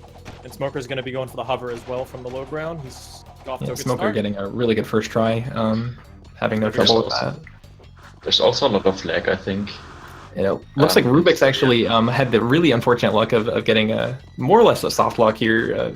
When he did the hover here, he landed in a very specific spot that gets you stuck inside of a shelf, which is really not fair of the game. It's really hard to do that, and you can't really predict it. And so yeah, he had to reset Rubik's that is off trick. to a really rough start for sure.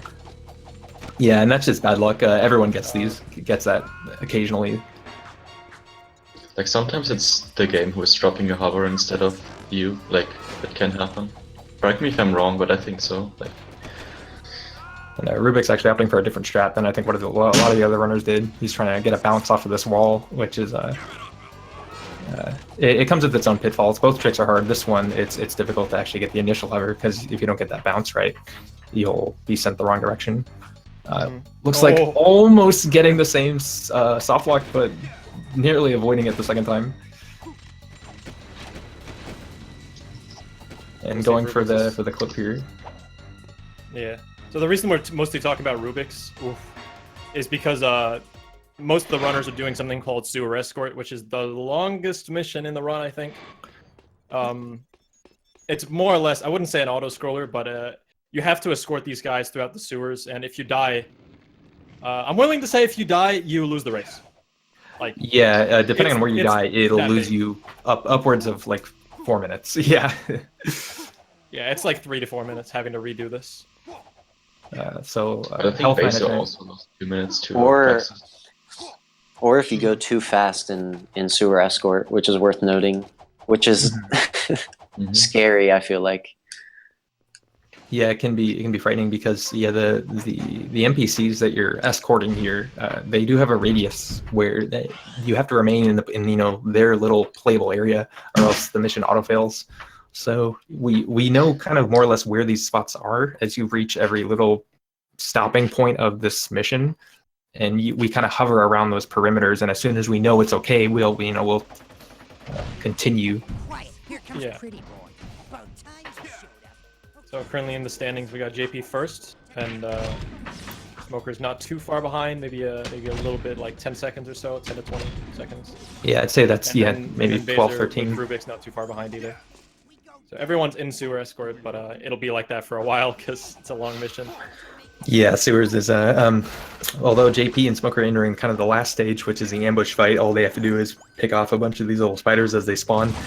There's a bit of randomness to this. It's kind of funny. The rate at which they spawn and kind of how long this ambush takes just has a lot of variables to it. So all you can really do is try to kill these as optimally as you can by not wasting too much ammo and being efficient here. Yeah, ammo management is something you're going to see a lot. The most important note is at the end of sewers. If you have too little yellow, it's going to be a bit of a problem for the next mission. JP a little low. We're going to see what he's going to do. At 60 here, there is an ammo refill crate, which will put him in a comfortable stage for the next mission, although it will be cutting it a little closer. Yeah, because it's going to you lose do just a few seconds. Normally you want to avoid that crate. Phaser's on 1 health. Let's hope we... No! Oh, my Vaser God. taking like we said, this mission does not have checkpoints, so he has to essentially do it from the start. Yep. Death to Praxis, death to Suez. Boy, Yeah, that's it's... Yeah, he's having a lot of rough.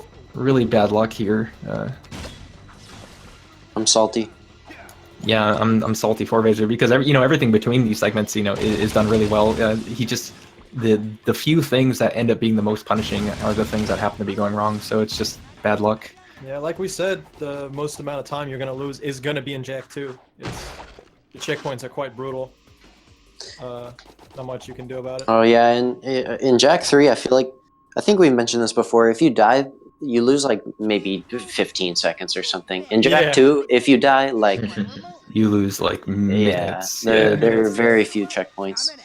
Something worth noting as well is for people that are interested in actual the results of the race, the best Jak 3 runner is on JP's team, which is something to look out for Yeah, as far as like the standings, because Goofy is, although all the Jak 3 runners are good, Goofy is definitely the best in the world right now. So it'll be interesting to see where the standings are at the end of this race.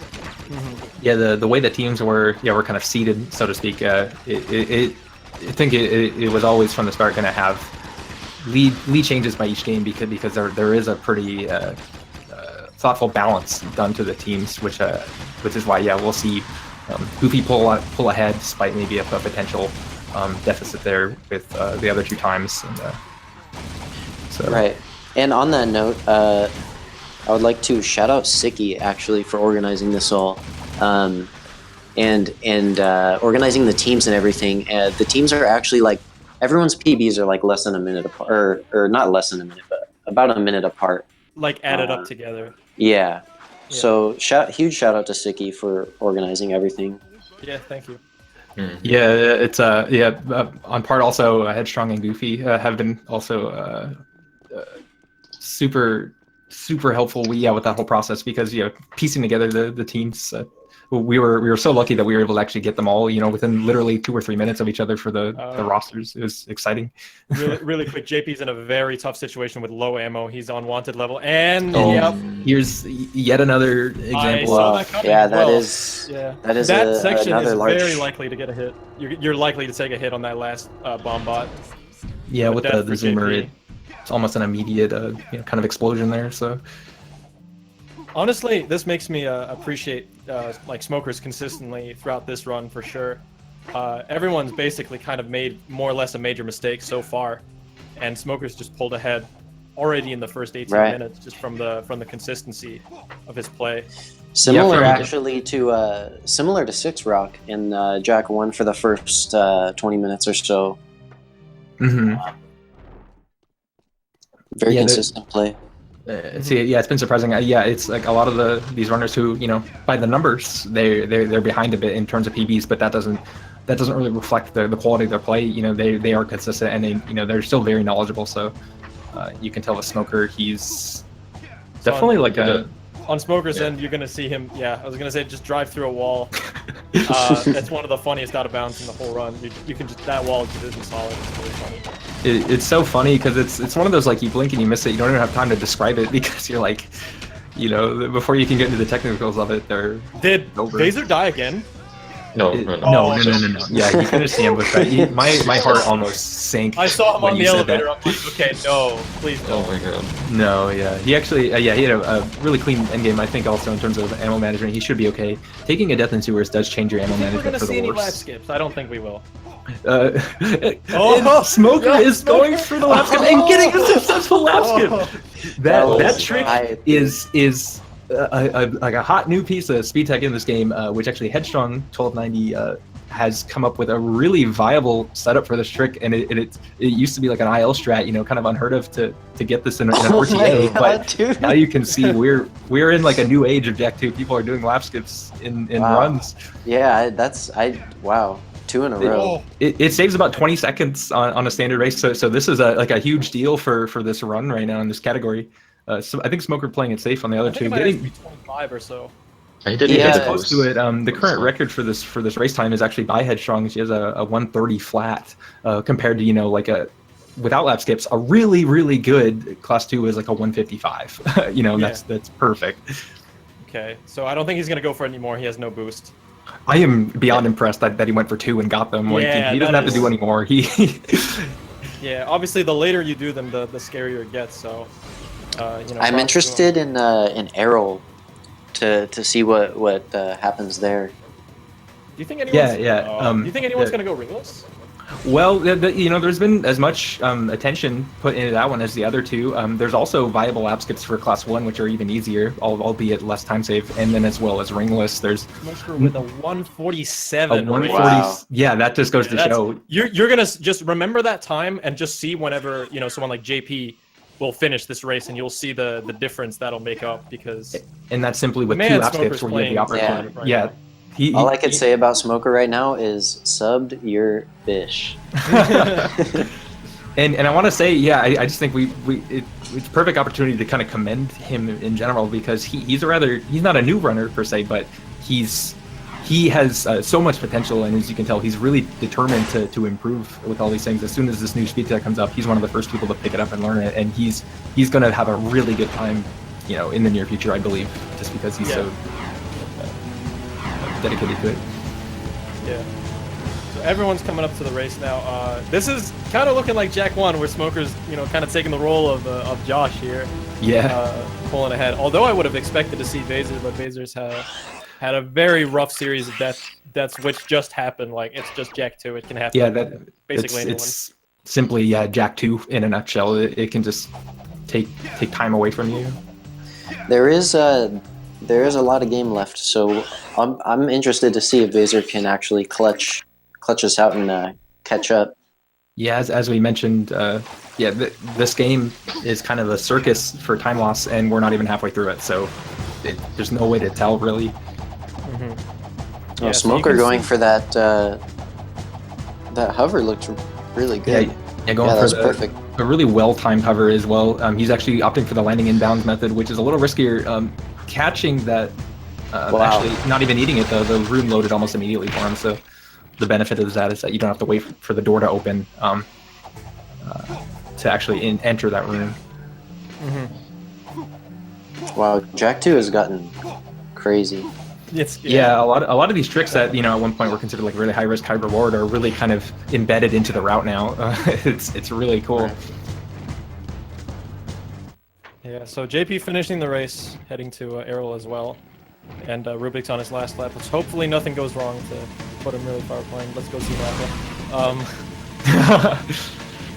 Okay, yeah, so the thing about, we didn't really talk about it, but I guess you can see it on Vaser's end, is you can see when like he jumps across these little gaps, the AI can actually interrupt you like while you're going through these little skips. It's obviously like, I guess, cycle based, because like back in the day when we used to not do like lap skips and we used to have like, I guess, worse standards for it, it was very likely that you can bonk into one of the AI on lap 5, that they would cross at the exact same time as you. So that's really bad if that happens. Yeah, the thing with all the races, Errol included, although kind of in a different way, are the environment plays a big factor into it. And I don't know if you really covered like the concept of like the solid people per se, but with Errol, the special thing about it is that because you're in the city, there are pedestrians everywhere, and you don't really know if they have collision per se until you hit one, and then it sends you flying in literally any direction, which is another way that this game could just literally take away a good pace from you just by. Yeah, for sure. Man, the separation definitely kicked in with Jak 2. I didn't expect it to be this bad. Yeah, it helps in part that Smoker is just, he's not making mistakes. he is just, everything is textbook. What is a really good arrow race, by the way? Like, what's a really Arrow good race without I'd say sub 2. Like, Yeah, what is the so- all the rings? Sub 2 I think is easier on Arrow Race. Definitely still very difficult though. I'd say like a 155, 154 is close to as good as you would ask for. I was just thinking about for all the racers. I think everyone's looking for sub 2, but I'm pretty sure people like Smoker is going to look for the a little bit lower than that. I think he got 157. Yeah, it looks like yeah 157. Which is pretty good. Kind of a high 150 is definitely solid. Isn't like the hardest sub 2 in class 1? Yeah, class 1 is by far the hardest. Okay. Sub 2, the average for for like my average is about a 201, 202. Which is bound to change. That's true, and like I said, we have there are more viable outfits for that race as well. So good hover by Rubix as well, going into the Naughty Otzel from the top, saving those few seconds. And closing the gap a little bit on JP. I remember he was like maybe a minute and a half behind or so, but as you can see from like the in-game timer, he caught up about 20 seconds or so. And Vaser is also about to get the Peacemaker too, heading into Arrow race. Yeah, Vaser having no trouble with that hover as well. Looks like all of them more or less getting really clean movement to Peacemaker.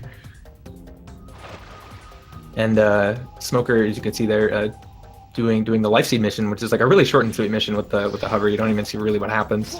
Partly because you literally deload the end of the level, which is like a hut by skipping checkpoints.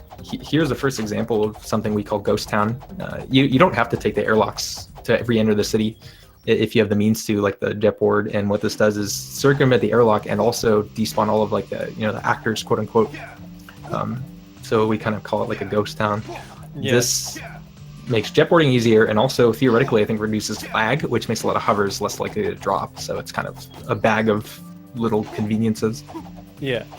So he's using this because not only is it faster to skip the airlock, but also just because, well, that's mostly the reason, but like also the lag, and he's gonna be able to get to Onin in like a very nice way. Because I think usually around this area is, fairly laggy, and it makes this hover that he's about to do. So he's gonna go up on the upper highway here, and he's gonna do another hover over this wall.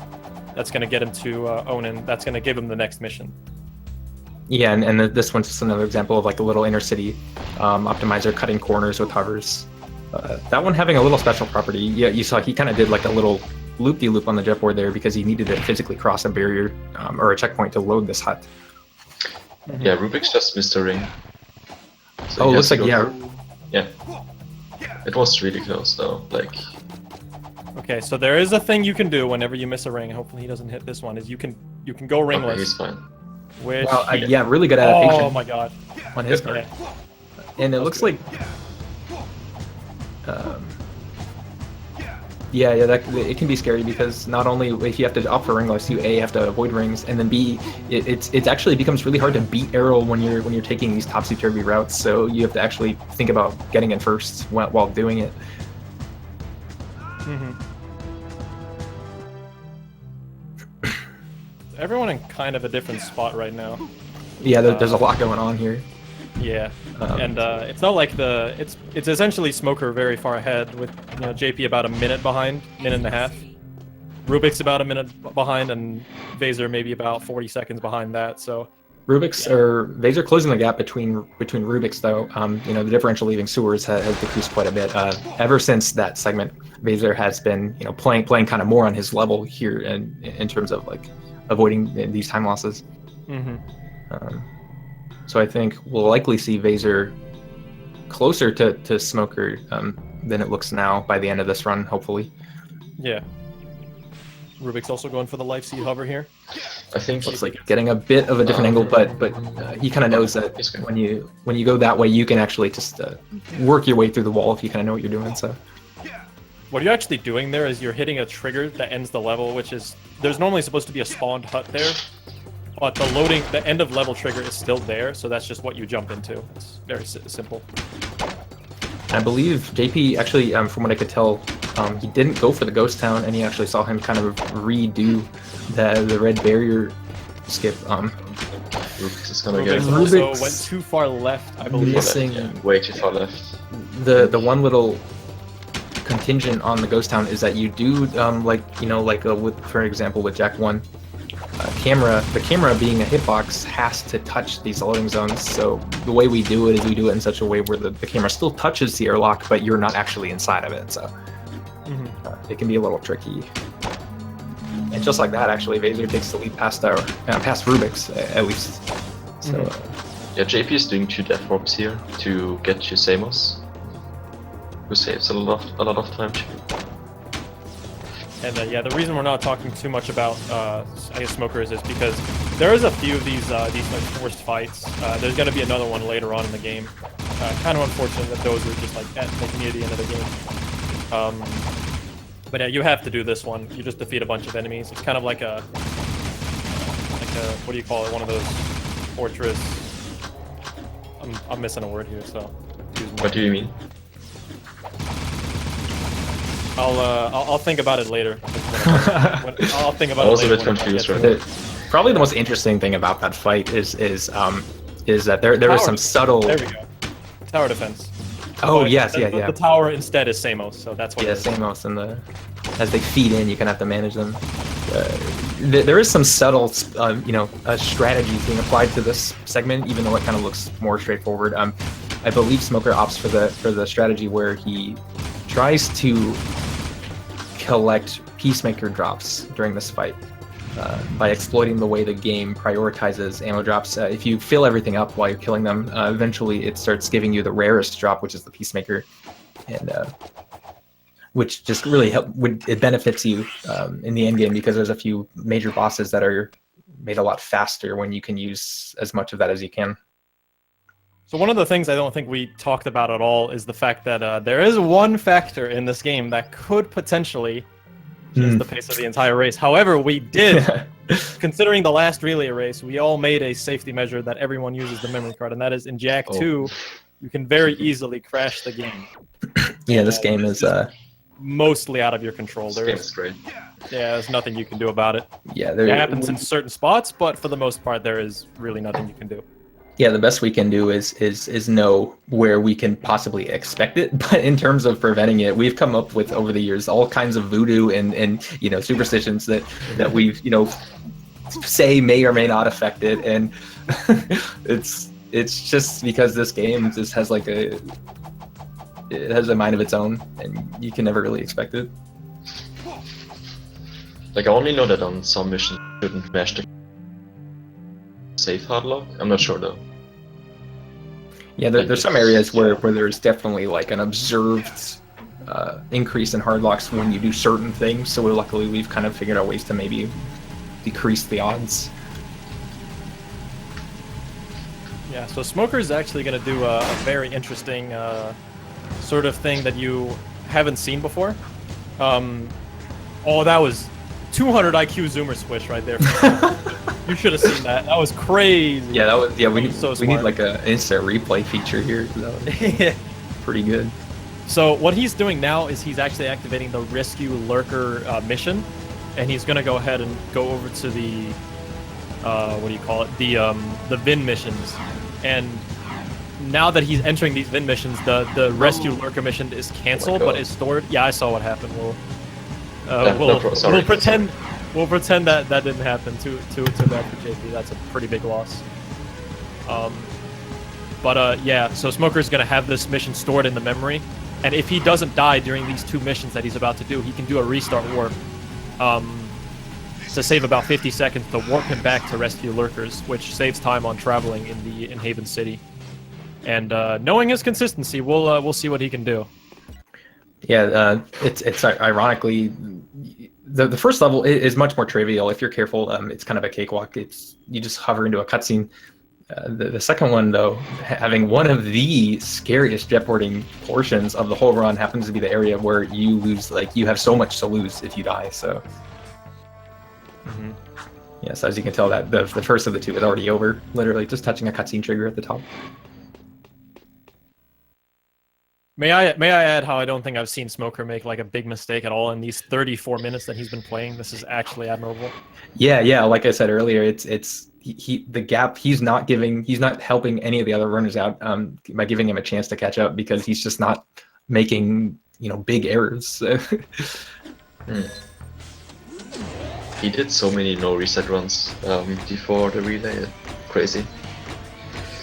It's great to see, because Smoker's team Anime was actually behind the furthest. by Jak 1, so he's really stepped it up. He wants to win this for his team. Yeah, he's really being one of the MVPs of Team Anime here. I think So- JP is a bit low on ammo. I don't think he has a lot of blue ammo. JP, I think that's a byproduct of when you have to restart this mission. Unfortunately, it changes a lot of your ammo capacities. You actually usually come in here with a lot more ammo than Did Rubik's die? Rubik's, I think he died. Yeah. can't tell. I notice. Well, I think he died. I'm very certain that they are dropping Yeah. Peacemaker shots immediately. from Yeah, the which fight, means so that I he'd think- already kind of farmed all of his ammo. Yeah, so I think he died. Oof, That's that is also unfortunate. pretty rough. Yeah, like we said, just more missions where you don't get any internal checkpoints. It's just Also, Vaser going for another ghost town. We should have said which is what Smoker went for earlier. But this is what helps you get to the rescue lurkers one. Ooh, Vaser missing though. Vaser getting blocked by the little water pipe. The thing is, this hover, it's got a little bit more of a condition to it as well. You need to hover over that in a specific way to actually load the area you're trying to death warp to. Which So fortunately that you got the warps you second time. to the Yeah, lurkers. JP did, yeah. That's- Yeah, there's a lot of things going wrong and a lot of things going right, so I'm getting a little confused. I'm seeing Yeah, Rubik's Rubik's again on on- one health Rubik's again. again on 1 health. have to be- Vaser's going for the warp here, and JP is finishing up protect Okay. Samos. You got it. That's fine. This terminal room is really finicky because by design, the developers incorporated this kind of auto target feature on the mech suit, where if there's an enemy nearby, it'll prioritize that before it prioritizes these computers, which in a speedrun is literally the opposite of what you want. It's really stupid. Yeah, Sometimes. and another death from Rubik's, by the way, dying again to this mission. Kind of rough. That's one of the more Again, unfortunate Rubik's places. is, I think, the underdog of this race, along with JP. So consistency is like definitely to be expected from the two players on the right, comparatively. But like we mentioned earlier, we'll expect some really interesting runs from the Jak 3 runners on these two teams. They're definitely, when we're talking consistency, Smoker with some hot jetboarding right now. yeah, that was clean. This is the scariest hover section in the game. Yeah, easily Because if just you because die, yeah. when you know have what's at to do stake there. That was Shame. so good. Smoker's ridiculous at this game. Yeah, Oh, did he not go for it? it looks he like he didn't. didn't opt for it. He just skipped it right away because if you're not sure you're gonna get it, there's a trick there where you can skip that little communicator tidbit where it speaks to you by skipping the cutscene at a certain time. But it does require you to wait in the cutscene a bit. So if you miss it, you only lose the time you spent waiting in the cutscene. So it looks like he actually decided just to not even do that at all. Yeah, it could be that he was low on ammo as well. Oh yeah, and trying to opt for those crates there. Yeah, if you die on Destroy X or the Drill Tower mission, you won't have to do like Counter Drive or Shame, which loses about, I think it's a 50 good minute. It's about I think it's- 50 seconds Yeah. in the ballpark. That's when you're driving. Okay, Rubik's finally finishing up Samos. Yeah, but yeah, fortunately, Getting out of that hole, yeah. Okay. And Smoker's already on lurkers, so the Smoker's consistency is definitely adding up, being a few missions ahead of pretty much everyone else at this point. I'm actually Who's, curious to check Jak his time 3? right now compared to his. Or I'm sorry. Who's playing Jak 3 on Smoker's team? That would be me. Okay. Yeah. So now, that's actually going to be a little interesting because Yeah. it will to say the Ziggy least. yeah, well, you have the worst PB. By far. Yes. Yeah, so everyone knows in the stream, Siki is actually a Jak 2 runner that has done some runs of Jak 3, and he elected to be a Jak 3 runner in this race to maintain the balance. Yeah. Unfortunately, when we were trying to examine the seating, we had just enough to actually make 4 teams a reality if we were able to incorporate one more runner who happened to have a lower time. So it just, I kind of Took one for the better, team. for better or for worse. Yeah, hopefully I'm not gonna take Smoker's incredible performance here and kind of throw it in the garbage. But I guess we'll see. Sicky is basically Jesus. Essentially. The people following up after this, I guess we might as well mention as well, is the person following up Rubik's is me. The person following up Vaser is Bob, and then or Hillary Puff. Oh man, say a word so they know it's you. Yo. Thanks. And then Goofy. Goofy's, I think he's chilling with everyone, so he's not in the call right now. And then he's following up JP, and then Sicky's gonna be following up Smoker. So it'll be interesting if Sicky messes up. Oh no. What's gonna happen to Team Anime? Yeah, Team Anime essentially- I'm having flashbacks. Essentially, to- right now, it's like it looks like Sicky and Goofy will really be battling it out here. Yeah, so. essentially, I'm gonna be trying my best to keep the gap as big as I can between me and Goofy, and he's gonna just be charging right up on my tail the whole time. Oh, interesting movement by Vaser here. Yeah, this jetboard section is awesome. It's probably the best. It's probably the coolest looking section. It's just That is scariest. it's the scariest, but oh, that was so cool. He cut it really close there. So Like, hitting that door at you about lose over a minute if you die there, but if you get it right, it's just Butter. I guess. yeah. Get Craig as me chat. the first really big unfortunate thing that happened to Smoker now was actually the lurker mission here. The last one, you kind of want to manipulate him to kind of go into that vent where he brought it to, but it took a route that you can't predict. It picks one of 2 routes, one of which is optimal, and the other which it kind of gets away from you, and you have to follow it into the city, and that's scary because the lurkers will auto-fail the mission if they land in the water. Luckily, he played it pretty safe, which wasn't a bad idea. Yeah. So Smoker doing a restart warp here to get to class 1. I'm curious if he's going for lab skips Yeah. in class 1. I'm my eyes are glued to his part of the screen here because I'm curious. For sure. Looks like just update really quick on JP. He's almost out of that really scary part of the thing. He's playing a little safe, but it looks like he's. I don't want to jinx it here, but Might get the warp here. It looks like everyone has gotten so Yeah, far. he's going. Oh my god, this guy. and the Smoker going for the lap skip. If you know, if you want to learn about the newest stuff in Jak II, just watch his. He's shown off the class 2 and the class 1. That's it. Got to go for last barrier skip.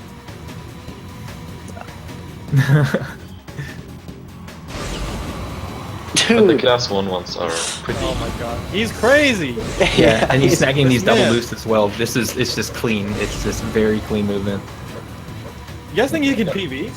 I'm sitting here. I'm thinking. I wish I had his splits up because I can't tell.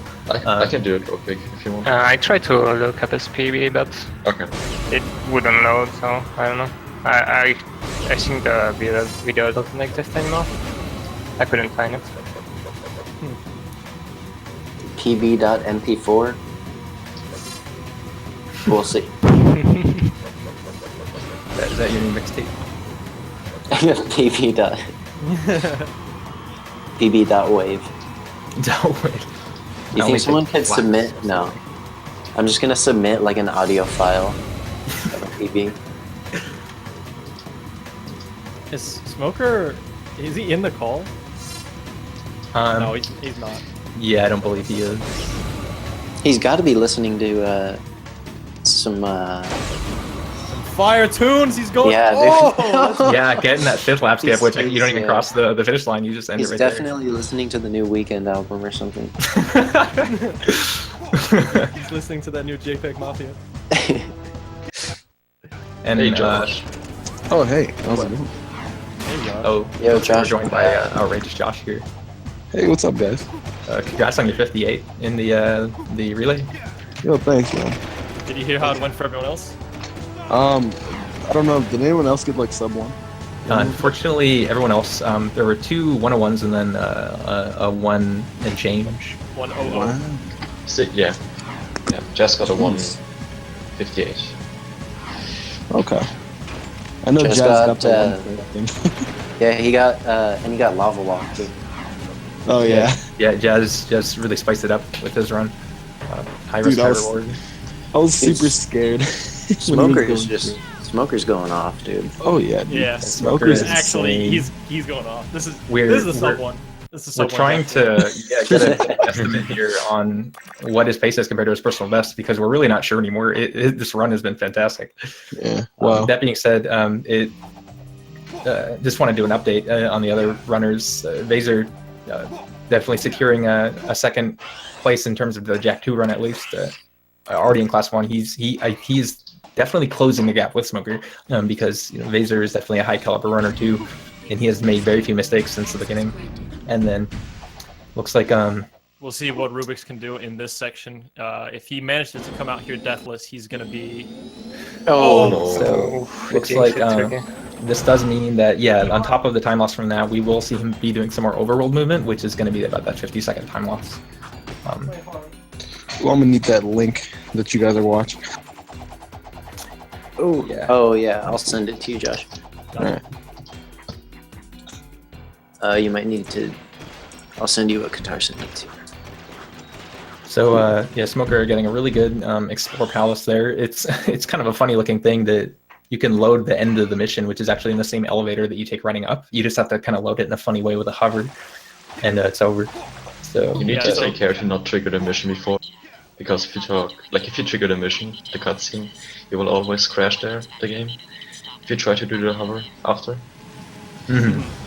So Smoker's gonna come up to one of the hardest casual missions in the game.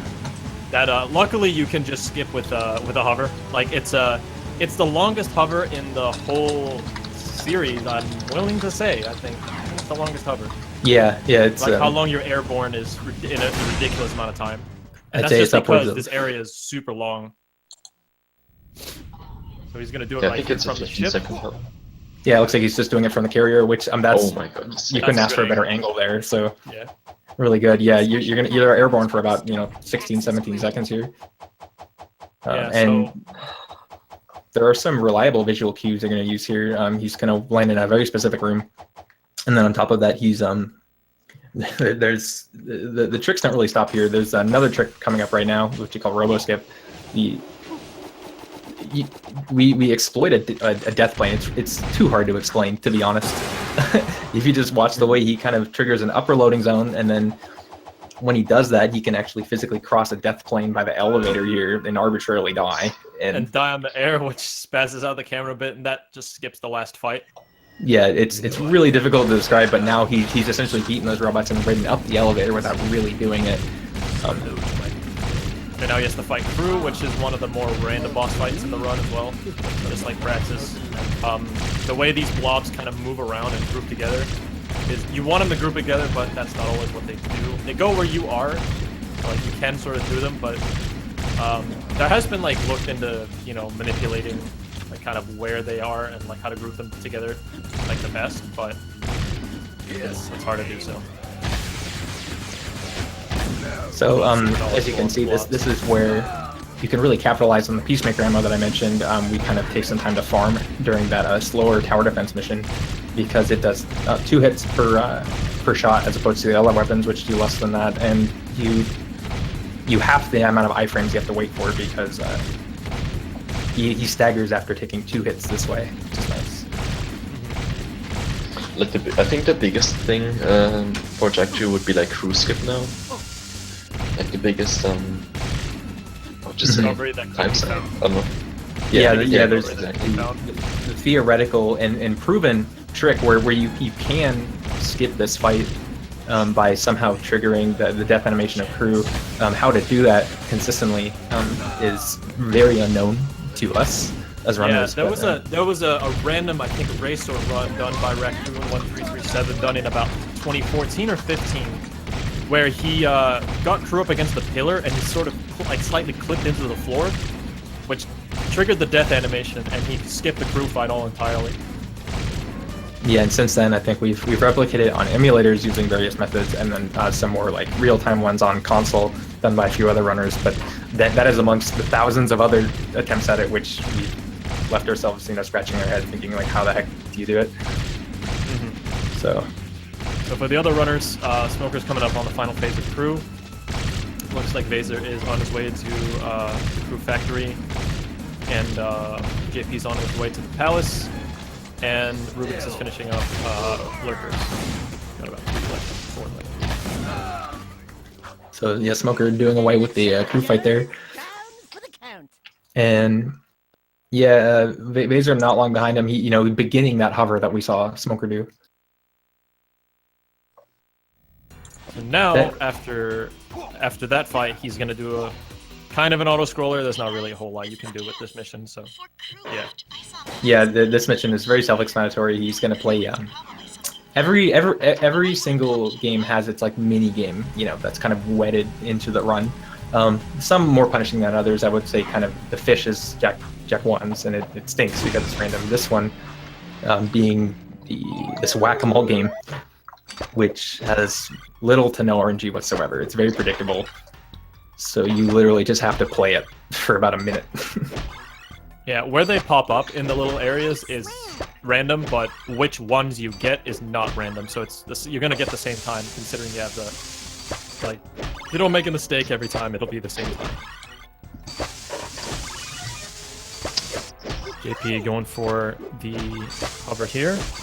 Gonna probably get a nice palace. There we go. And so Rubik's quite far behind, has to do the race as well, then the palace. And, roughly, just to go to show how cleanly Smoker's been playing, I think Rubik's is roughly 5 missions or so behind Smoker right now. Yeah, unfortunately Rubik's has created a significant gap between him and the other runners. But it would take some serious Underport might. I'm gonna assume you said I'm heading out. What? Oh, did I glitch out or something? Yeah, you glitched out. I was interested to see how Underport's gonna play out. Yeah. Oh, what happened to Rubik? Looks like his capture card has possibly failed on him. No, I believe reset. he hardlocked. Possibly. I don't know. Seeing him reset indicates to me that the game had crashed. Which is really unfortunate in his position too. That's just really terrible luck. I'm gonna look at the actual stream. That's a bit more delayed. Never mind. I couldn't. I'll see what happened. Rubik's hardlocked? Okay. Wow. Oh yeah, he hardlocked. That is somebody, that is some That's so Jack brutal. As the person in the furthest behind. That is some really Jak close. II shenanigans right there, dude. Salt in the wound, boys. Salt in the wound. Feels Josh, we still remember your AGDQ run. Hey man, it happens. You know? Oh, so yeah, Smoker having to reset this trick. Actually, luckily, so this trick, it's probably like the hardest trick in the game. He has to do a really specific deload here on an elevator in order to enter this lower region, and then a bunch of loading zone mumbo jumbo, basically loading the end of this level without needing to ride a mech suit underwater. He made a mistake? He's human? Yeah, yes. Smoker is not an Vaser- actual robot. Vaser is really closing this gap here. The thing with that trick is that trick, when you fail it, costs you about 30 seconds. So because he failed it once, it appears he getting it a good deload the second time, that potentially closes the gap between him and Vaser by about 30 seconds. Nice. And as you can tell, yeah, the second one was exactly kind of how you want it to turn out. And now this next part is kind of more of a subtle auto scroller. You're bound to the movement of your NPC partner. It's possible to reach the end of this string of rooms, but without Sig, that gentleman with you, there's no benefit, because he needs to be there to end the mission.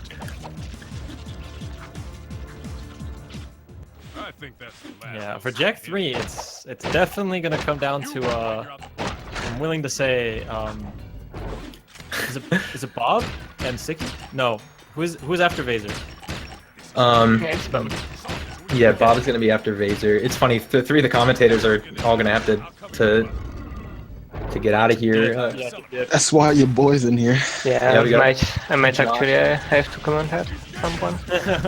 Yeah. And then I believe we still have Lucas lending his abilities here. I think I'll be here for. Sorry to say, I'll be here for the duration of Jak 3. I'm sorry, Rubix. Yeah, he's actually gonna have to redo all of Lurkers. I literally didn't see how bad the soft log was, but That soft I log know- was incredibly punishing, yeah, because it was in the middle of a mission. Yeah, it's probably the worst soft lock you could have gone. Yeah, and it's not a common one. It's kind of heartbreaking. Bro, So- just turn debug mode on, bro. Nobody's looking. Yeah. Speaking of which, I guess I might as well just kind of mention that too, because it's a new thing. There was this cool feature where you can on emulator you could trigger this debug mode, so to speak, where you can literally do anything. You could fly through the air and unlock the camera from Jak, but we only knew how to do it in an emulator where you could kind of do a bunch of cheat engine stuff until recently. We found like a manual code you could put into the game that can make you enable it on any version on any console, and it's pretty groundbreaking.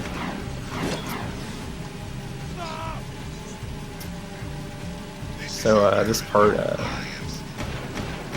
actually I think I'm gonna have to get out of here right now that I see he's kind Yeah. of entering one of the last missions, so I'm gonna peace out for the duration of the relay. good luck with Jak 3. Good luck, Siki. Hopefully Good luck.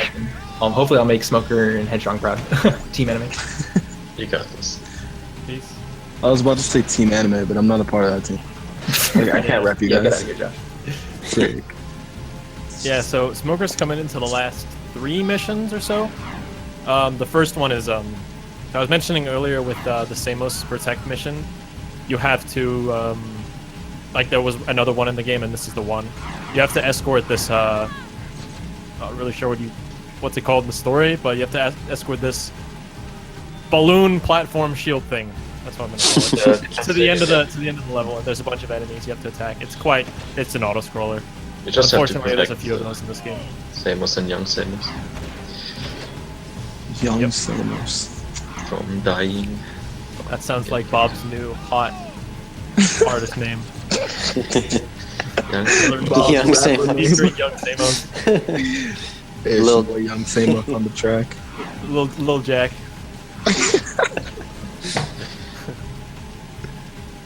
Alright, Vaser's finishing up.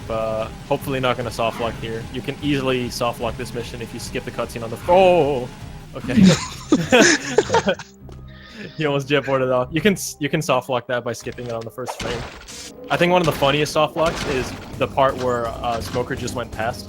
I crashed my zoomer into the cutscene, and like Oh my God. the zoomer face planted Kira, and the explosion caused me to die, and the cutscene loaded in and I crashed. Like it was the funniest thing. Too much for the game to handle, dude. Well, I crashed yesterday after the mission, after the defense statement. Oh, that's what my one all missions run did. That's stupid. Wow. I think my favorite all-time crash is in Jak 3 when you skip the first cutscene and the game crashes. Yeah. That was great. Oh, do you remember I don't know if you remember this one, but there was one where Tom Jack, he's an old school Jak II runner. He crashed near the end of a game on a world record pace run back in the day. And he wrote some really broken English on like a little whiteboard, pulled up his camera and like put his webcam to this little whiteboard, and it was like, "This game sucked" or something like that. Nice. Baddest game ever. Yeah, baddest game ever. Yeah, that's what it was. Oh With my a God, copy of Jak II. So good. Yeah. Baddest game ever. What a legend. Yeah. Yeah, so Smoker's legitimately on 102, 103 pace. That's Which is wild. near what his PB is. Yeah, I think that's gonna be a high 102. I'm not sure. That's hot, dude. Good for him. Josh, are you going to be doing commentary on Jak 3? Heck yeah. Dope. Wait. Wait, what? JB's also getting past Underport. He's doing the last block puzzle here. And Vaser's heading into Stadium as well. Yeah, Rubik's is going to Palace now. Yeah, definitely quite far behind. That's unfortunate. With all the deaths and all the soft blocks and stuff. Feels You're bad. on Rubik's team, Ricky. Yes, I am. That didn't seem. You didn't seem very proud. Shut up, Joe. Yeah, Hey, my boy Peter. it's hard to come back from. No way, JP! Oh my God, he punched. Oh no, he punched Sig at the very end. Oh He no. punched Sig and he shot him. Sig is a savage. Sig. A savage. Oh no! Oh, you should have seen that. He was trying to get over to the hole. You know which one? The one he ground pound through. Oh no. Like as he was ground pounding, he got shot midair. Oh my god. Oh Damn. no no no! No, no. Oh. Wow, it's unfortunate. Look at Discord. Yeah, if you punch Sig in this mission, he will just punish you and shoot at you. It's possible. It's possible to dodge his shots, but it's timing. Bring up streams. Oh. Start streaming. Mega ear It's really destruction. unfortunate. Nah, you're not Josh. Oh. Okay.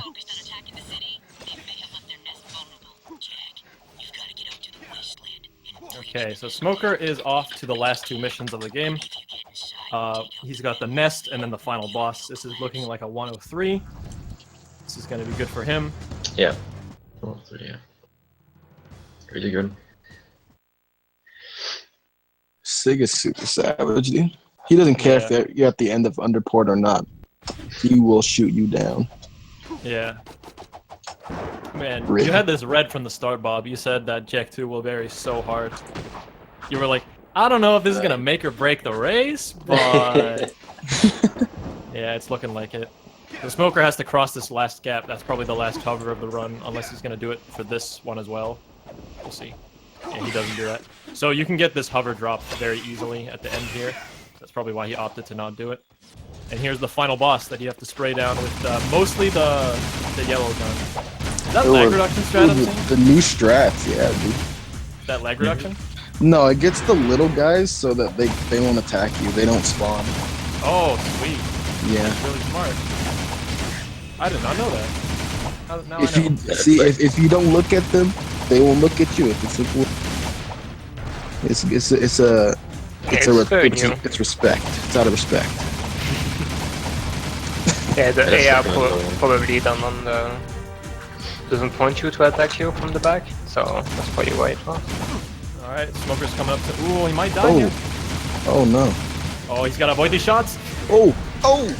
Oh, get him! Alright, Oh. 103.17 for Smoker, and he is. Nice. And now Sicky is off with Jak III. Dog champ. What Shame. a great So sorry time, for- Smoker. Yeah, that's an amazing time. May I add that the world record is a 100 in a game that can crash, that can do a bunch of shenanigans. And here is Sicky.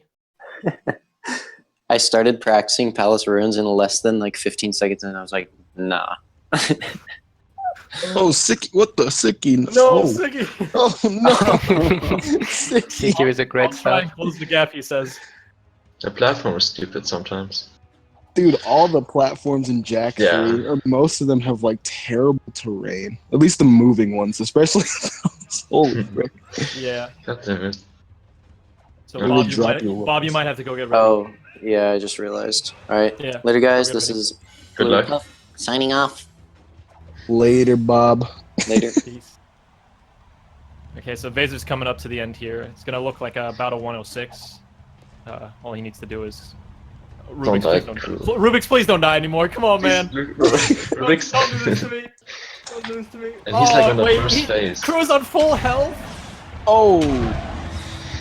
Please don't do it to us, Rubik's. That's. It's unfortunate. It has. I'm slowly dying. No. Oh. God.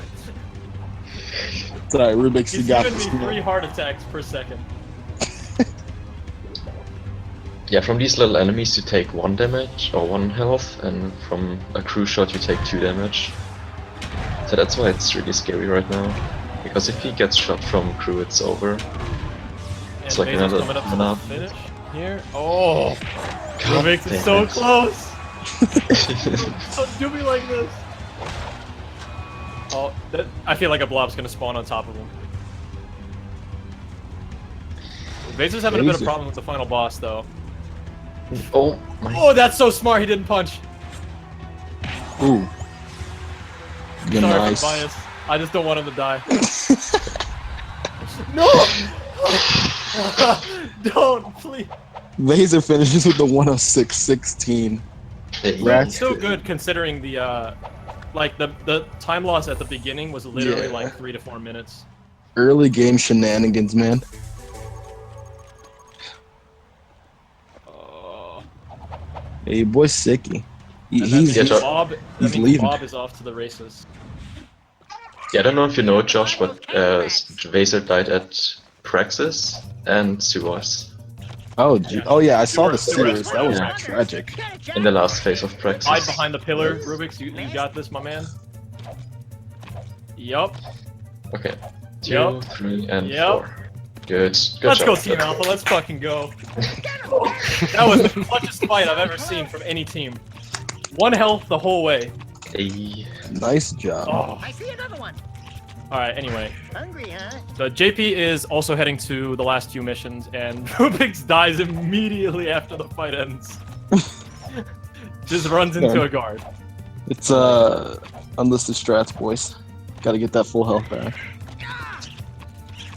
One more. So, Bon appetit. what is Sicky's route for Kangarettes? Sicky's he's He's busting out the new strats. let's go, dude. He's looking. Where is it at? Sicky going for a very weird route that I don't think I've ever seen before for the Kangarettes. Dude, unlisted Kangarettes strats. can be very annoying if you don't do the correct route. Yeah, Mm-hmm. that's true. Looks like he handled it pretty well though. All things considered. Mm-hmm. Oh, Bob is gonna have to. Yeah, there's gonna be a few strats where when the memory card pops up on the autosave. The reason we do this is because it's safer for the race. Of none of us, if anyone crashes, it has an autosave, so we're better off handicapping every player doing so. The good thing about this, or like the thing that everyone's gonna have to adapt to, is you sometimes have to wait in specific areas for the memory card like logo to go away. So that's kind of interesting to look Yeah, at. after JP there's Anybody else hungry? Goofy. God damn it. Goofy, yeah, sorry. Hey, my boy Goof. That's Hey, shout out to one you. of the things we're gonna look out for. You might also just see Bob closing it out, being in this comfortable of a lead, even though Vaser had some True. deaths. Yeah, we'll see. It's gonna be JP rough. is about to finish. Yep, JP coming up to the last few missions, gonna get Going to around corner. 113, 112-ish. Going for the last hover. Oh, nah, not quite able to get it. He's gonna go for it again.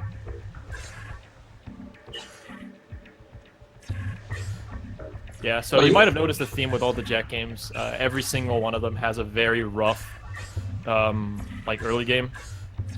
Anything can happen. Yeah, you saw Sicky can die. I think the most lenient one might be Geyser Rock, but even that, you can still fall, and you can lose a bunch of time. So, it's Yeah. not pleasant. I wasn't looking at Sicky's RNG here. It's looking pretty bad. Yeah, it looks pretty bad. Yeah, Yeah, that's really bad. that's Yeah, so this little mini game that both Bob and Sicky are doing right now is essentially random. However many doubles you get is depends on how quick it'll go. So if you catch 2 symbols in the same ring, so it's not 2 at the same time, it's 2 in the same ring. Depends on how well, or how early you finish the fight. Yeah, you get The mini game. you get a bunch of extra points for getting 2 instead of just 2 individuals. Mm-hmm. It's 6 points instead of 1. Yeah, instead of well, 2 if there were 2. Yeah. Oh yeah. And those will add up, and those come in randomly. You can only really get them in the first phase, although it's believed to be near frame perfect to get them in another phase, so most people don't really go for them. And JP's about to finish for the 112 in Jak II. He's gonna send Goofy yeah, that's a off. 112, of course. Yeah. Low 112, really good. Not There bad. you go. Nice. 112.07. Not bad, not bad. Grats, JP. And now Goofy is gonna, who's the best player in this game, pretty much undoubtedly, is gonna put in some hard work to catch up to a 7-minute deficit from Sicky and 4 minutes from Bob. So we'll see what he can do. We'll see. Goofy owes me a 42. Let's go.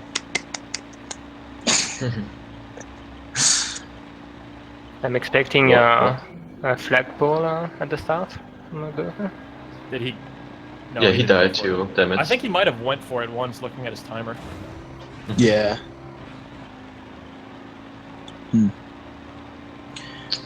Also, I don't think Bob got very good RNG. I forgot what the mission's called already. The satellite. Yeah, satellite. I don't think he got good RNG. He got 2 doubles. I only saw 2. So yeah, that's pretty, pretty bad. Once again. So the first 5 missions or so are done in like kind of an intended order. So you're gonna see Sicky is gonna go out of his way after doing the driving tutorial to do a very big skip called the cave skip. Right here, he's gonna like after you restart warp.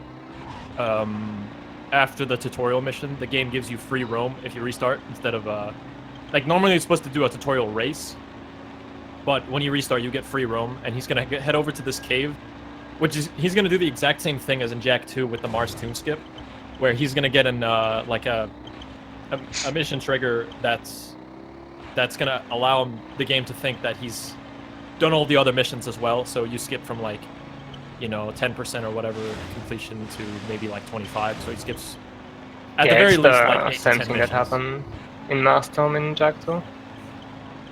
But Yeah, how many? there's going to be a few one in this game, not just only one. How many missions are you skipping with the cave skip? Like in the casual playthrough? Well, Like the thing is, they all 10 add up maybe? to one mission that's Ashland, and Okay.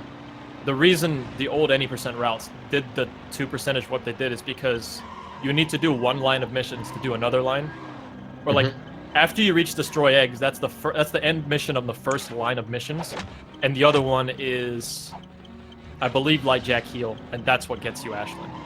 Alright. So it's somewhere in 12 missions, something like that, 10 to 12. Dude, I love this strat that Goofy's doing. So he's like turning the camera as he's the Kangarat. And what happens is the Kangarat only moves if you can see him with the camera. So basically the Kangarat's just still. Yeah, completely. Unlisted strats. Well, I guess it's listed, but Goofy's just a god. So you can see a lot of things that Goofy does that not many people do. Yeah, for sure. Swaggy strats. Oh yeah, Siggy got Siggy- cave skip. Yeah, they're all in the cave. It's kind of a very technical way on how cave skip works. Essentially, if you park the car up against the cave, you can. Yeah, so Bob did it right there. Whenever you sort of park the car up against the cave, the game tries to make room for the car. At least that's how we think it works. You make room for the car. The game tries to make room for the car, and therefore you can like drive through a part of the wall that you normally wouldn't be able to.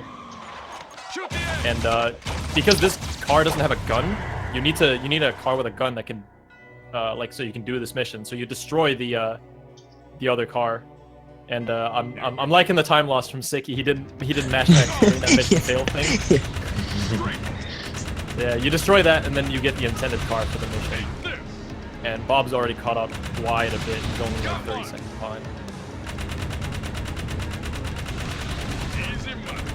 Rubik's, man, he's approaching the end of Jak II.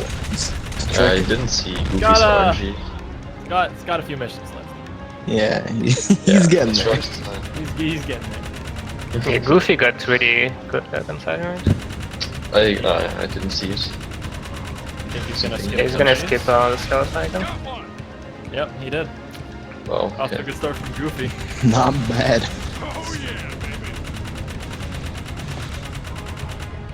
He's in pursuit, boys. Yep.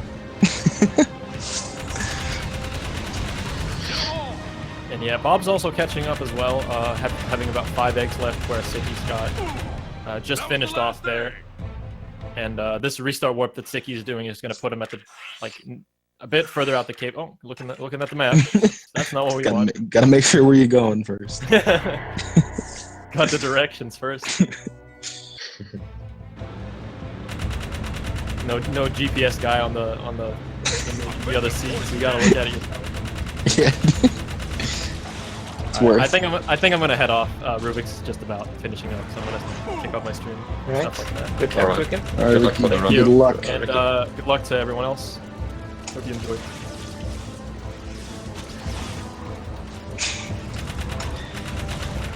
All right, so I think a good time for this escape mission that Sicky's doing is like a 2:17.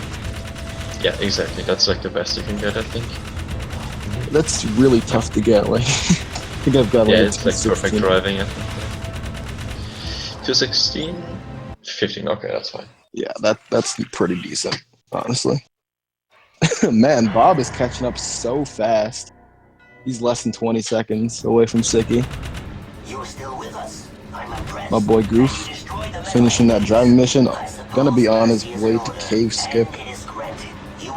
Sicky's on the way to the garage this time now. He's changing the car to go to the temple. Because his car's really slow, and yeah, you can't even... I don't think you can go to the... Yeah, the without- reason Yeah. the reason we do that percentage warp to the cave is so it unlocks Yeah. the dune upper, which is a car that can jump, as you'll see in a few minutes. That one allows you to get to temple. And that's really fast. So close. I can't look. Although I kind of have to. So. Alright, I think, yeah, you should get a sub 120. Yeah, should be good. Yo, Rip. Oh, Bob is Hillary Puff. He's in the top right. So we just refer to him as Bob. Yeah, I don't think we mentioned that before. Yeah. Ricky said it at the start, but yeah, it was a long time ago. Goofy also increasing swag by 50%. Goofy's the man. Come on, Rubik's. Yes, good. Right. See if Goofy gets cave skip. Oh, he's got a little opening there. Okay, he just opened it a little wider. Oh no, he destroyed his vehicle. Okay, I don't know what happened here. Maybe he got a checkpoint. Okay, Yeah. yeah, that's what that was for. Got it. I didn't know about that strat. Backup strat, boys. Yeah, if you can't enter the cave skip, like if you can't enter the cave with the car, you have to like get a checkpoint, then go out and destroy your car, Yeah, and it's, then you will spawn in it's the... my backup. It's a nice backup, yeah.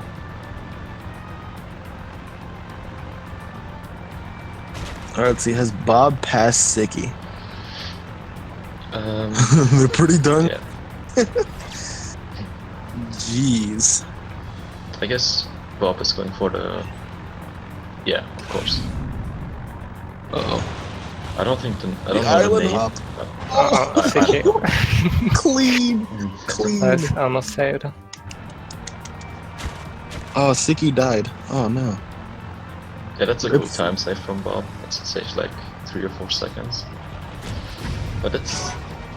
It Okay, may look so easy, but it's... What Bob is going to do now is Dex warp. something called Dex warp, and for some reason if you die there, go into first person and boost and do stuff, you spawn here in the middle of the temple climb. So it's like 30 seconds to doing it normally. We're not really sure why it works, but we know how to do it, so that's all that counts. rips up 120, 20. Oh, well, that's fine. Yo, grats, Rubik. I didn't didn't see. stop Was it the like a 12016? Yeah, something like that. Yeah.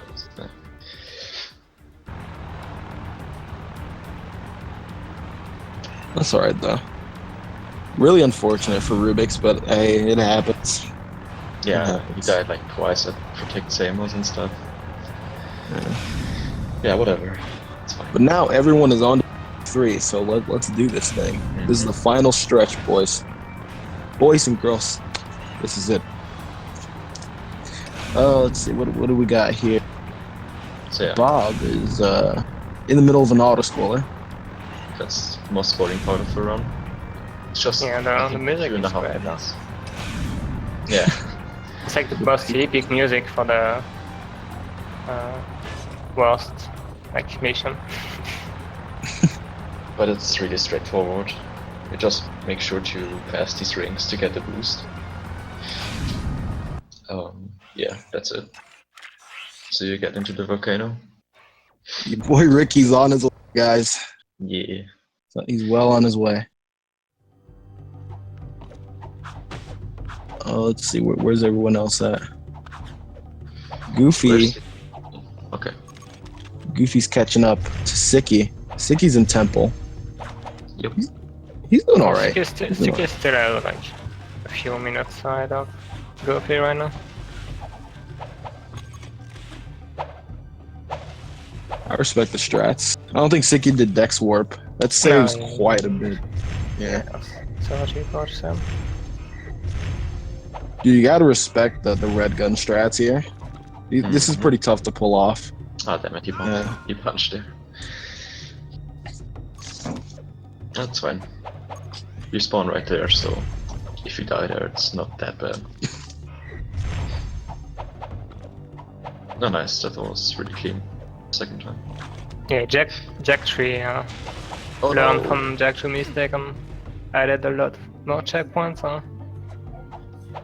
Oh wow, he didn't. Oh, I thought he died. Yeah. Okay, he's good.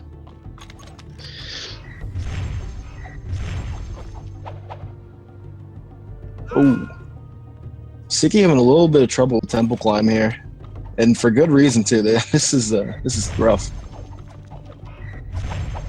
Yeah. But your boy Bob on Volcano. Volcano is one of those things where if you mess up even just a little bit, you just rip like 40 seconds. So let's see how Bob does here. Yeah, this actually normally a very, very long mission. That's like one of the longest missions in Jak III, the volcano. But they made it so when you finish it, you're already right at the start, so you can leave it. But since since the end is right at the start, you can just go to the end. Dude, that was beautiful. Yep. That's crazy. This trap looks awesome. Kisiki is on the auto scroller, and Goofy is heading to temple. And Ricky is about to finish Kangaroos. Yo, Let's Ricky's see, on that pace, guys. What Ricky's getting for RNG? Yeah, Rick is doing pretty good again. Let's see how many doubles he can get on Satellite.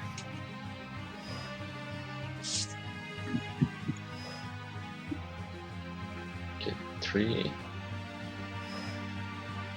Oh, 4. Bob's coming up to this part. This part kind of sucks. Not gonna lie. It's very finicky. You got 5 doubles, so that's 5 doubles. yeah, Damn. pretty good average. Oh, Not bad, not it's bad. catching up. That's really decent. So yeah, Hillary Puff is about to getting Light Heal Jack. It's a ability to it's the first ability of Light Jack, where you can just heal yourself. Yeah, it makes the game a lot easier. But you don't use it in a run because it's. I mean, there's no need for it. If you are really low, you can use it, of course, but it's just a time loss. It's a good safety thing to have when it lasts. That's true. Yeah, that's true. I use Light Jack all the time, guys. Looks Never like failed Goofy me. already almost have to catch up to Sticky. Yeah, It's Goofy's wrong. crazy, like, when he started 7 minutes halftime. Oh yeah, Goofy's Yeah, climb. yeah. I don't know if you guys saw that, but Goofy's temple climb was insane. It gets me every time. I'm sad I missed like half of that. But can I say that Bob is really moving this run? Yeah, he hasn't been doing any mistake, and it's been pretty clean so far. Yeah, no major mistakes here from Bob. Let's hope he can keep it up. So yeah, His Hillary Goofy Puff is now in comes. the Ashlyn mission. And it's a bit of RNG here too, because like how the ammo spawns, you need a lot of yellow ammo. And this is RNG, where this spawns, and you need a lot of it. So yeah, you just hope for the best. To destroy these cars, these enemies. Looks like Siggy died trying reverse temple damn it. Yeah, like I said earlier, Volcano. Volcano's rough. Yeah, you spawn like at the very beginning if you died. Yeah, since you're not choosing the internet path at all, you have to jump on small platform that weren't intended to be jumped on usually.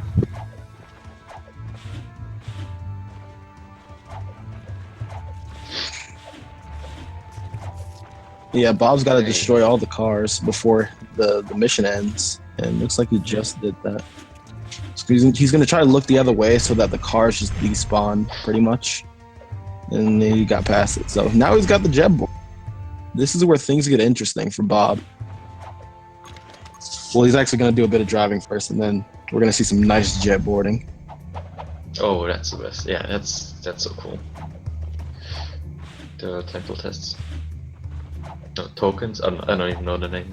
I think it's temple tests. I'm not sure. Yeah, we just call it tokens. Yeah. Because I don't even know why it's even called tokens, first of all. So you have to grab the tokens. You have to I mean, collect. they're tokens? That's what they are? Like, you know, I think that's what the game refers them to. He died again. Damn it. Poor Sicky. They kind of look like Tide Pods, dude. We call them Tide. Alright, that's like 2017. At the volcano now. It's going to do it, yeah. First try. Oh. Okay. Okay, that's That's crazy save. Yes. That It's insane. really good. Oh, frick. Wanted to was a scare clean, us a bit now, I think. from Ricky. Clean cave skip from Ricky at this point. Meanwhile, Bob is going back to the temple for the second mission. As you can see, it doesn't do Dex swap again because you actually can't do it when coming for the second time. That's Which kind of would weird. have been. I think it's just because the checkpoint isn't there anymore. I think. Not sure exactly about. Let's see where Goofy. Oh man, he's catching up, dude. Ricky is gonna get like a sub 9 cave skip, so it's doing pretty well in this early game. Yeah, Hillary Puff is about. Yeah, he's starting the temple test tokens, whatever. Yeah, you have to like grab all 18 of those tokens and To open the door. it's one of like the hardest jetboard part because No, there's something they did ruins. with this game that's a bit different with Jak II is that the terrain usually has a lot of small details and stuff, but everything has an hitbox, so you can hit everything with your jetboard and lose speed and bonk and everything. So Palace ruins is also a great power yeah, section. we'll see later. It's wonderful. Probably see Goofy go through it like it's nothing, but it's like Yeah. one of the hardest part of the run. Yeah. Dude, I'm liking this jet boarding from Bob. to Ashley. Yeah, but it's big green right now. 10 out of 10, boys. Now let's see if he goes for the strat here. In this cutscene you actually have movement with Jak. Yeah, so you can already move to almost got it. You can make it to the door frame as you get control back of the camera, but yeah, it's pretty hard because you're kind of blind when you're doing it. Eric is leaving the Destroy X missions. And Goofy said Ashlyn. Nice, nice. Yeah, so Goofy is like one mission behind Bob now, which is crazy. This is Ashlyn. I'm glad you're still alive. I see Damus still keeps tabs on his old beacons. Listen, I've got to see you immediately. I've landed out by the Oasis, but I don't have much time. Yeah, that's a cool trick now coming up at Hillary. Oh, okay, he's going for this trap. Oh. Right, so that's a strategy we don't do. Because you can randomly get hit while going over, but they went for it. That's RNG. Yeah, pretty much. It's impossible to tell the cycle, it goes way too fast. It's too fast, yeah. But you got it, I respect that. Dude. That's crazy. Nice.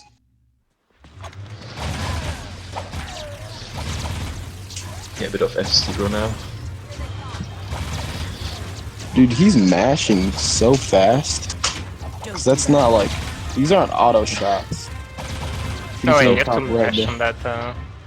You have to actually press R1 for each shot. Jeez, he is mashing hard. Yeah, you can mash so fast that it looks like a straight line actually. So, holy shit. Yeah. Yeah, it's crazy. He's holding X here, I guess, too. That saves 4 seconds, but I have no idea. Yeah, for some reason you like speed up holding S, but it's never stayed anywhere in the game, so... For a long time we actually ran that game without knowing that. Well, 3 times. That's like the 3th time save ever. How's Siki doing, Ashlyn? Alright.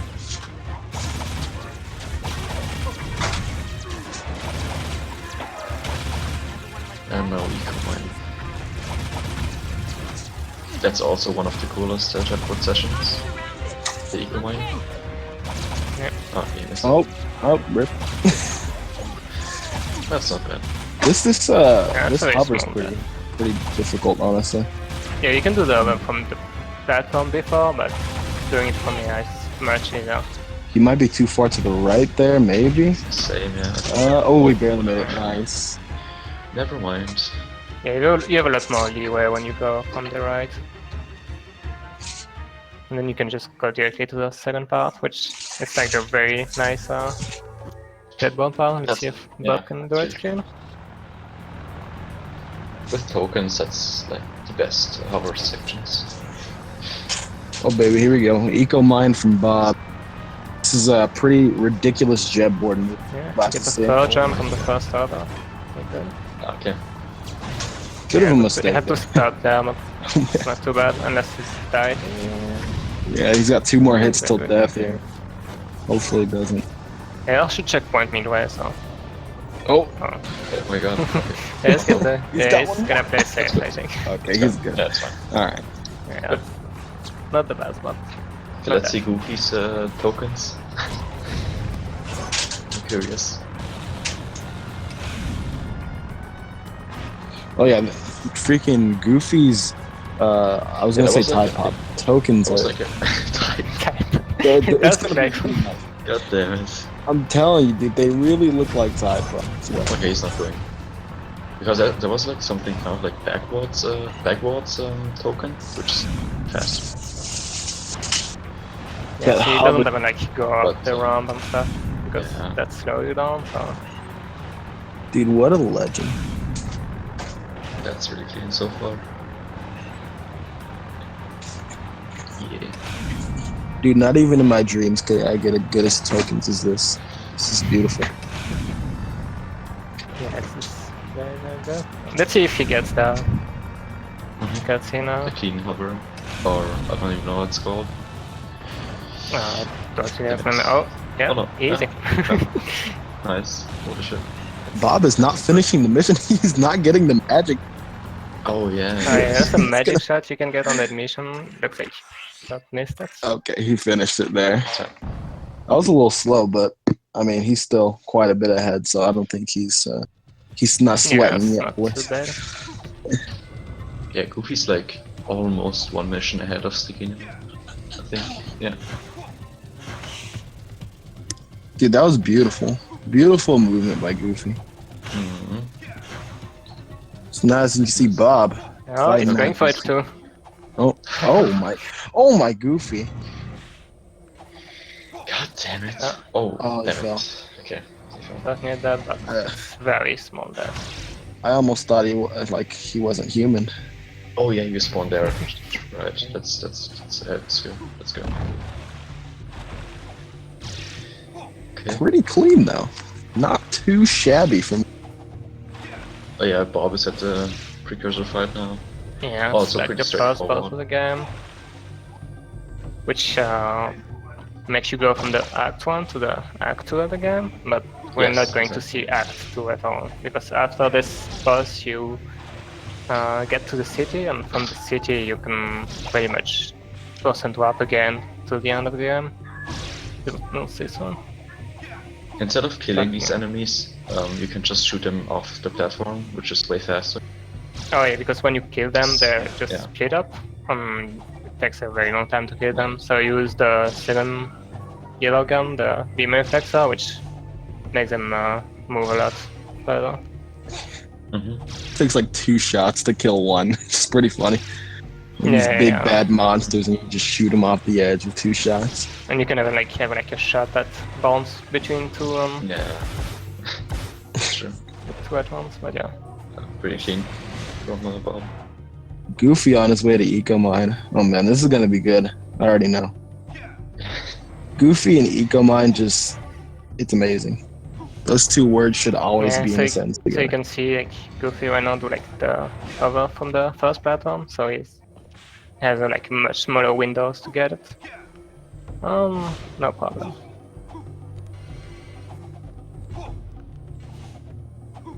Not bad. Yeah, nice. Ricky volcano from getting- Ricky. Ricky getting volcano skip too. Ah, he died. Yeah. No, it's fine. Yeah, very That's small okay. death. Here comes that skip from Bob. Oh damn it. Yeah, so they put like the end of the game right there. You can just hover to it or press L for like a few other way to get there, even without the other. That skips all of Act 2, right? Yeah, right now you go from like 40% of the game to 90%. I remember I think it's like 95. It's not even just Act 2 that you skip, you also skip like half of Act 3 with that. Hmm. Yeah, it's pretty Yeah, crazy yeah, skip. yeah. That's true. You skip like 2 or 3 missions from Act 3. That's insane. Yeah, this part of Pedestrians now where Bob is that sucks. Like that's. Yeah, the so worst what part. Siki does right now is what Oh, yeah. normally you are supposed to do on the rotators, instead of going with the jet ball.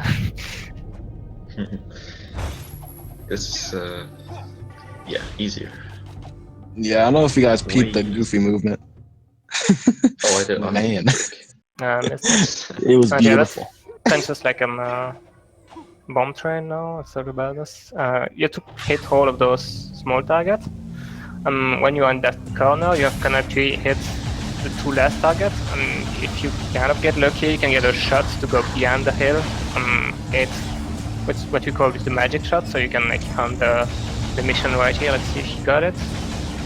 Looks like he didn't get it either. So you have to go a bit further to hit the last one. Yeah, this movement from But Bob still pretty is... fast. Wow. Yeah. Okay. Great. Seems like he's just Oh, inching yeah. up on Bob. It might not be. Hovering over. That's a nice time save. Yeah. Meanwhile, W, Bob's you getting need to to- one of the last missions of the game, which is Scratch Tour Wounds. So you get this new car. You'd think it's like a very heavy, tough car, but actually you can just like roll over from small rock on the ground. It's a very bad Hey, mission. Nice. Very You risky. got the first tire skip. Nice. It was really Very good. Yeah, you haven't got a very good landing. Normally you're supposed to like break those pillars right here. There's also a thing like, if you land on the top of the car, you will just die instantly. Yeah, you can just die on something. like Or if you boost into Yeah. one of those flying dark mecha, you also die or Yeah. something. Here there's like a small escape where you normally would have to go around now. I think it's 10 seconds of time save, something. Yeah, I'm not sure exactly It's we really just good. always do it, so Yeah, don't I even gotta know give what- some. I don't even mad- know the normal way. True. Gotta give Bob some mad respect there. He's really keeping it together. Yeah, Like he knows Goofy's trailing him. Yeah, you know, like if you know that if he makes like one big mistake, Did he hit that pillar? Yeah, he hit got him it. with the That's- back somehow. with the back. Oh wow. That looked cool. Yeah, one small optimization you can do with those pillars, when you get to them, you jump at them, you hit them with your with He's one going for side. the- Oh no, it's going for the last He's fire going for skip. the final berries.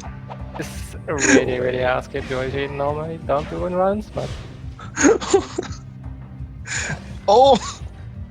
okay. Um, Oh no, He did it. did it! Oh, He did it. okay, Oh my. that's crazy. Okay, Nice. stop showing up. okay. Yeah, that's crazy difficult. Oh my. And you can easily get stuck and have to redo the whole mission. Dude, that was Like a great. madman did. Let's see if Goofy's Pedestrian's movement. I'm curious. Oh yeah. Let's see if it's flawless. I can't believe he did the final berry skip. I'm still in awe.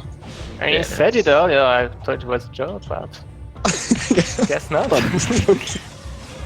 Yeah, so Kept his Goofy word. right now is in badass run, so Okay. pretty good start so far. Yeah, he doesn't even get out of the jet bound to do that corner. Okay. Dude, Goofy's movement, dude. It's next level, I must say. Yeah, it's just crazy. Palace Ruins is one of Goofy's best levels, IMO.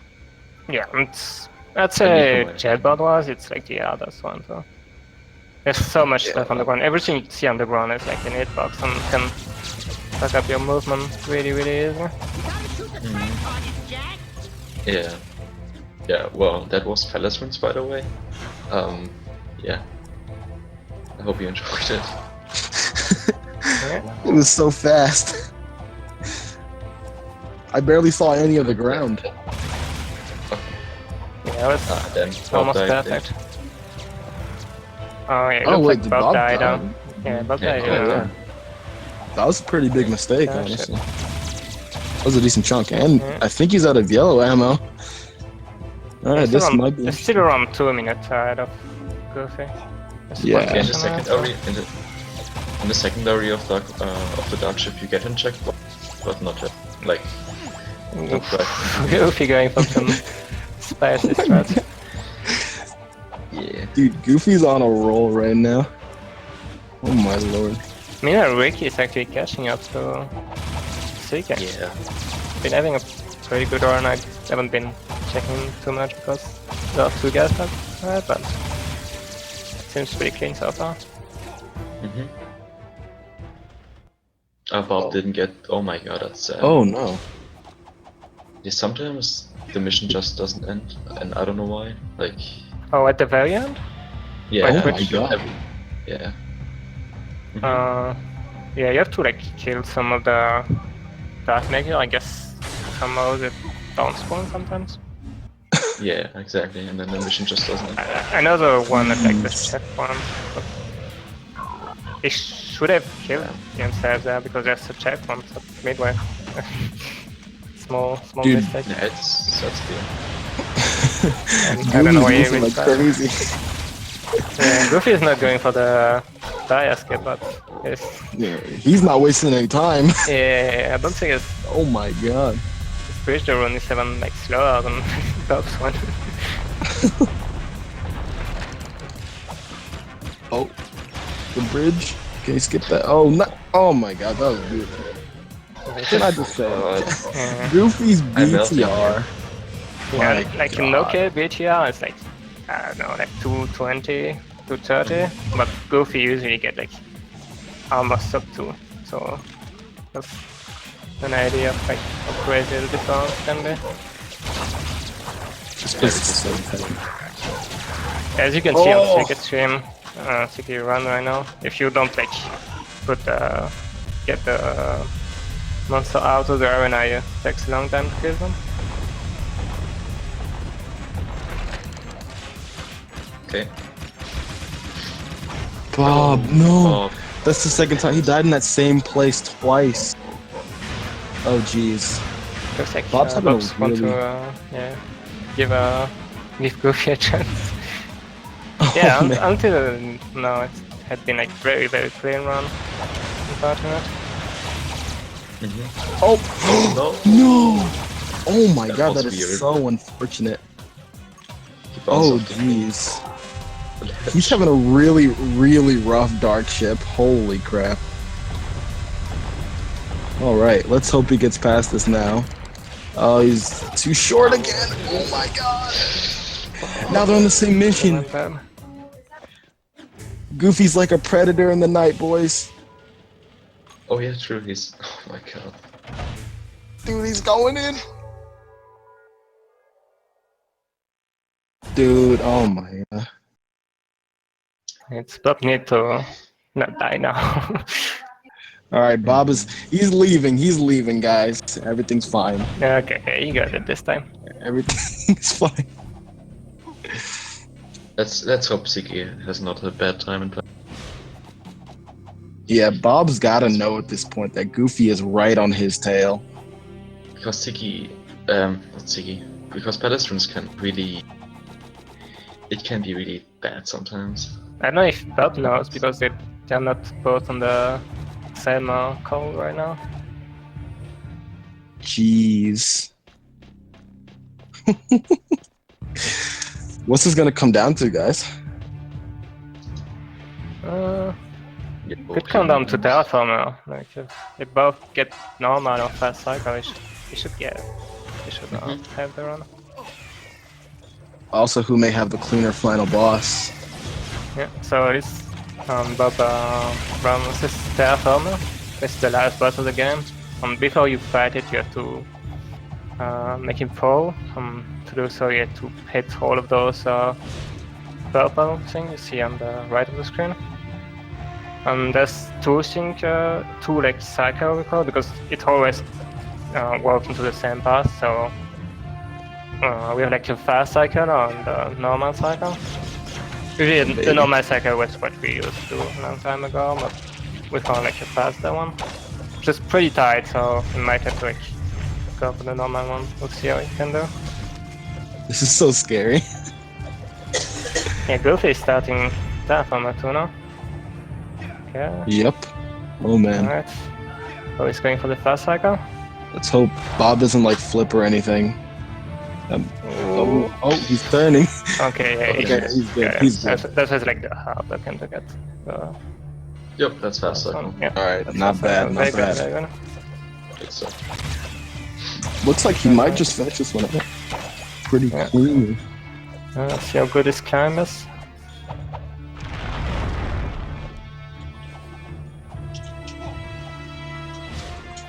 Okay.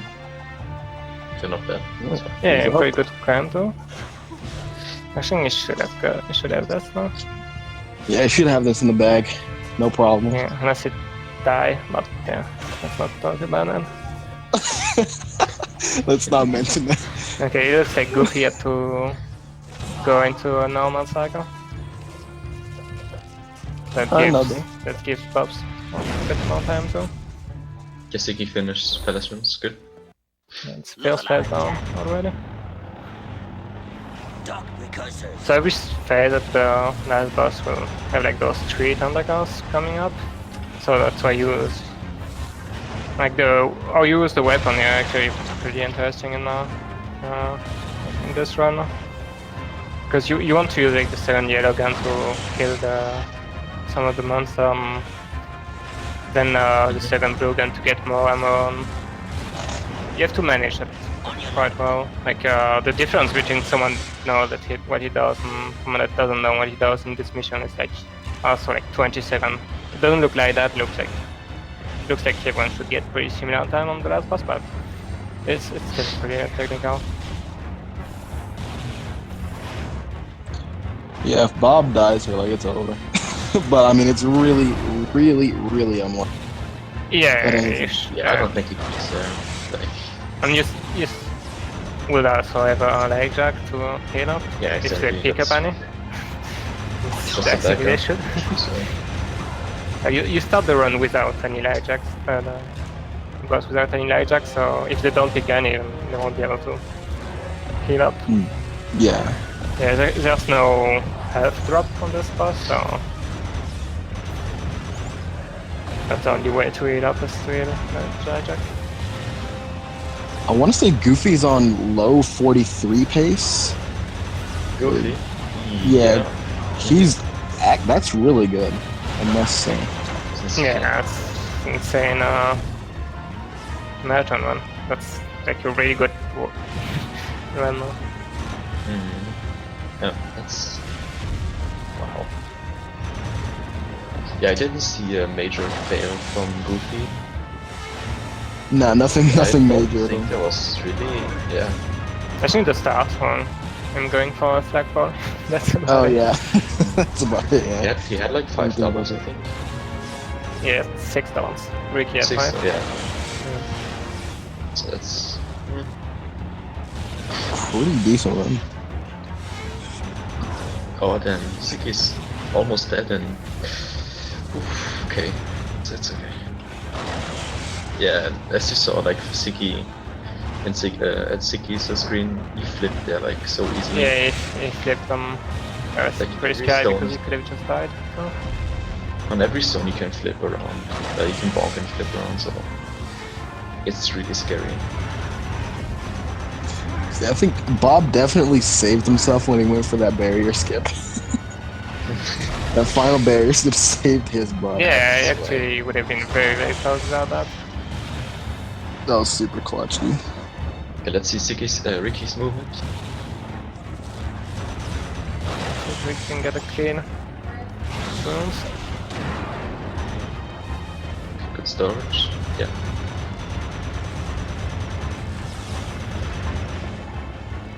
Yeah, Bob's getting that 47. A low 47, not bad. Yeah, decent res. Too bad his dark ship went south, but... Dark ship 47. sucks. Hi, Bob. Hey, Hey, guys. Who saw that barrier skip though? Hey, that was That's insane. 10 out of 10. GG. Winning team actually won. Yeah. Oh, no, I think it's it's a winning team. I was actually just spoiler, so winning team was the winning team. We knew what we were doing. Correct. Oh, I stopped Congratulations streaming. to the winning team. I should have probably kept streaming him. Yeah, that's like a mid 43. That's really good. Yeah, dude, Goof. Wow. The Goof was in pursuit, dude. He was in hot pursuit the whole time. Yeah. 43.29 from Goofy. 43 Crazy points. What an time. amazing time. One home team coming in second.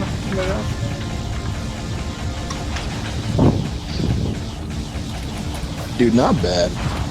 Not bad at all. Winning team is the winning team. That's what I'm about. I didn't choke too bad. You did really good, 6. Thanks, man. Like, Yeah, really, dude. Like, holy shit. Yeah. Oh, you stopped the stream? I Bob. did, and then I realized I was on the... So I continued it, so hopefully it... Okay. Hopefully Goofy soft locks his credits. Get some wacko combinations. Yeah, that's Oh, crazy and it's fast. already dead. Game's You dead. can barely see like the name at the bottom. GG. Yeah. Okay. Oh, dude, I got a 10-second run. I got 1063. Dude, nice. Fast. Debug mode. Oh, let's see how Ricky's BTR goes. Ricky's got pretty good BTRs.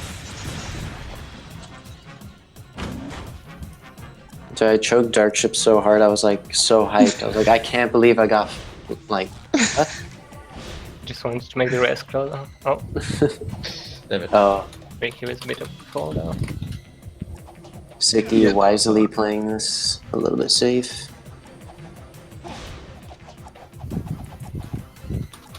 Can't believe Goofy got a 43, dude. That's beautiful.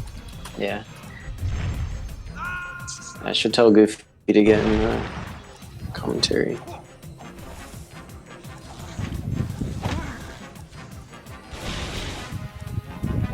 Who's in the lead? I mean, Yeah, so the winning team won, which is Hillary Puff in the top right corner. Wait, who else is on the winning team? I don't know, man. Who was on the winning team? Yo. Guys, who won? Yo, Goof, grats on that Thanks. sick time. That was a really good run, Goof. Thanks.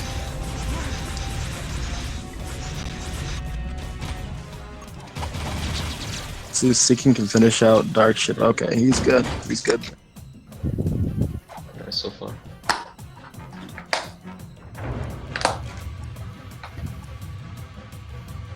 Not sure what Sicky's PB is. Yeah, I'm not sure either. One person said 50, but another person said 45. So Don't seem to punch okay. Ricky, oh no! Sucked Ricky it, got what the heck? stuck on a ledge. Oh man, and a bomb just. Wow, that was amazing. That's very scary too, because if you hit a ledge in the middle of the car, Goofy's you can doing also debug stuff. instantly blow up. yeah, Ricky got wrecked. That was he got me at AGDQ'd. Oh, he has a 50. Okay, Sicky has a 50. Okay. Confirmed. Let's go play some Halo 2.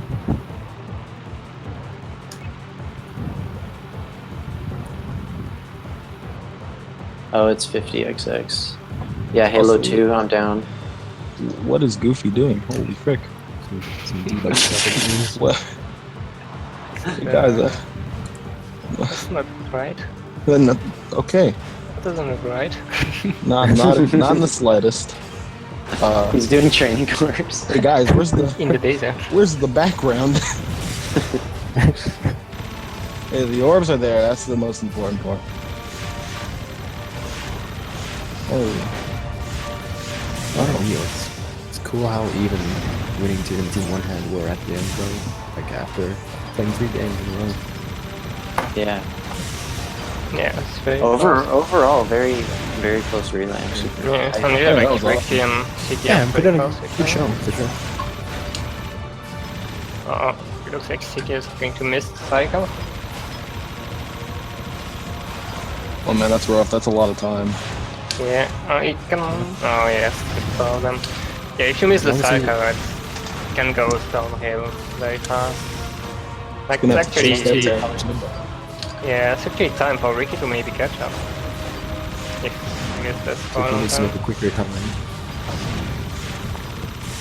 So he needs a fast recovery here to not get absolutely murdered by Yeah, I that think bomb. it's it won't be too bad. Yeah. Yeah, that should be fine. Just has to get this last one. Here we go. Ricky got blocked by that pole. Oh my, that's rough.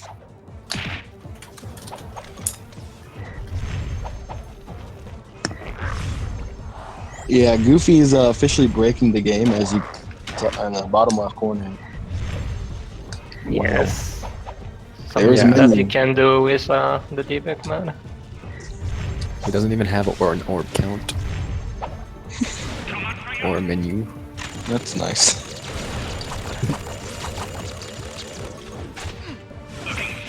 No secrets. Feels good, man. Alright, so Siki just need to not die now. Final boss. The final stretch, guys. Might beat Ricky here. Guys, what the hell did I do? I have no idea.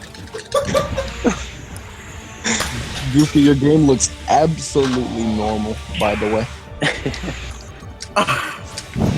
Not a thing out of place. You sure? Jak II, ladies and gentlemen. Where do you even get light eco? I don't think anything's okay. There's just nothing there.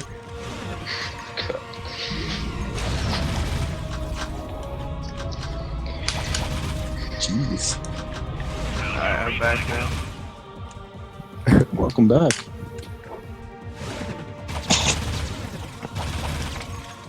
Ricky, yeah, he's like on 46 pace, I want to say.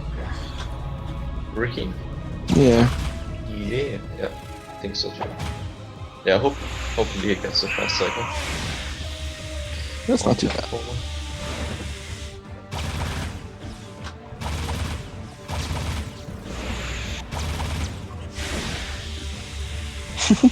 Nice camera turns. The swag camera from Ricky. Gotta respect the swag, guys. Yeah. That's what makes a runner a speedrunner, man. I just want my text to come back. Oh my gosh. Yeah, Goofy, I think you have to restart your game. Nah, you can get it to come back.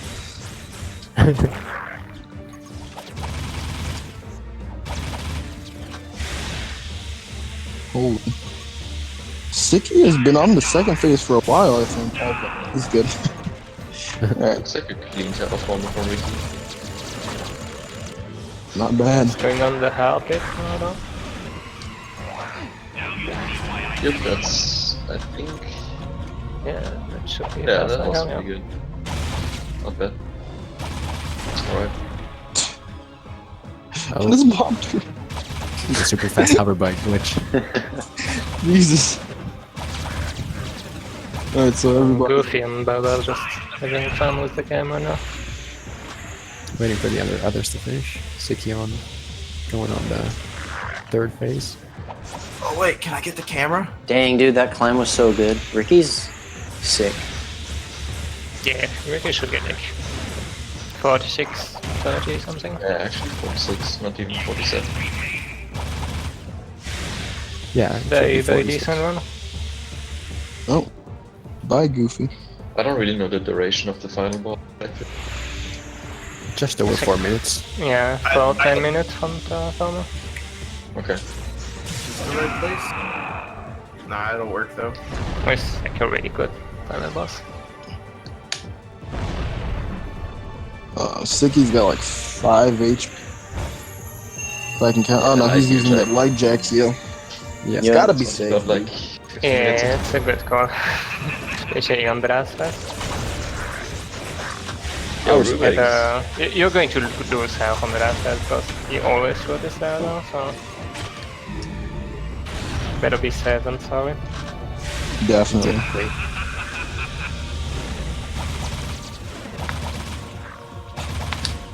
Everything about everything about my run was bad. It happens. Yeah. That's unfortunate.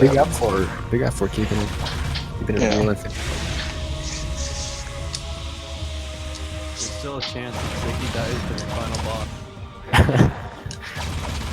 I think it'll be alright with that light jack heal, but I think without like the surplus you got Rabbits, you guys would have finished out there, so... Would have been it pretty looks good. like Siki's finishing with that one flat something. Oh yeah, Rubik's. What did you soft lock Rubik's? Hard lock? I 52. Alright. Congrats, Siki. hard locked when Good stuff, Siki. class 2 or class 1, like entering class 1 cutscene. Are they cutscene? Oh my god. Yeah.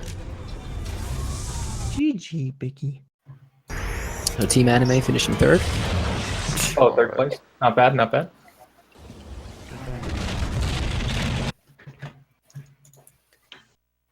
That's rough.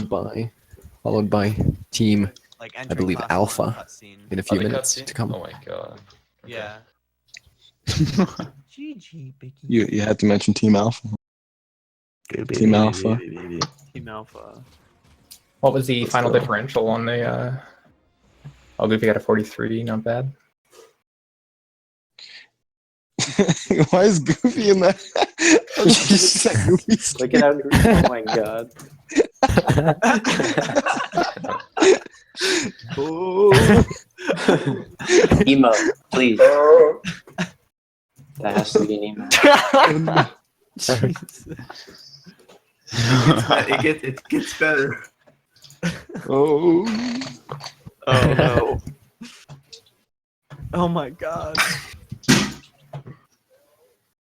Goofy was in pursuit. Dude,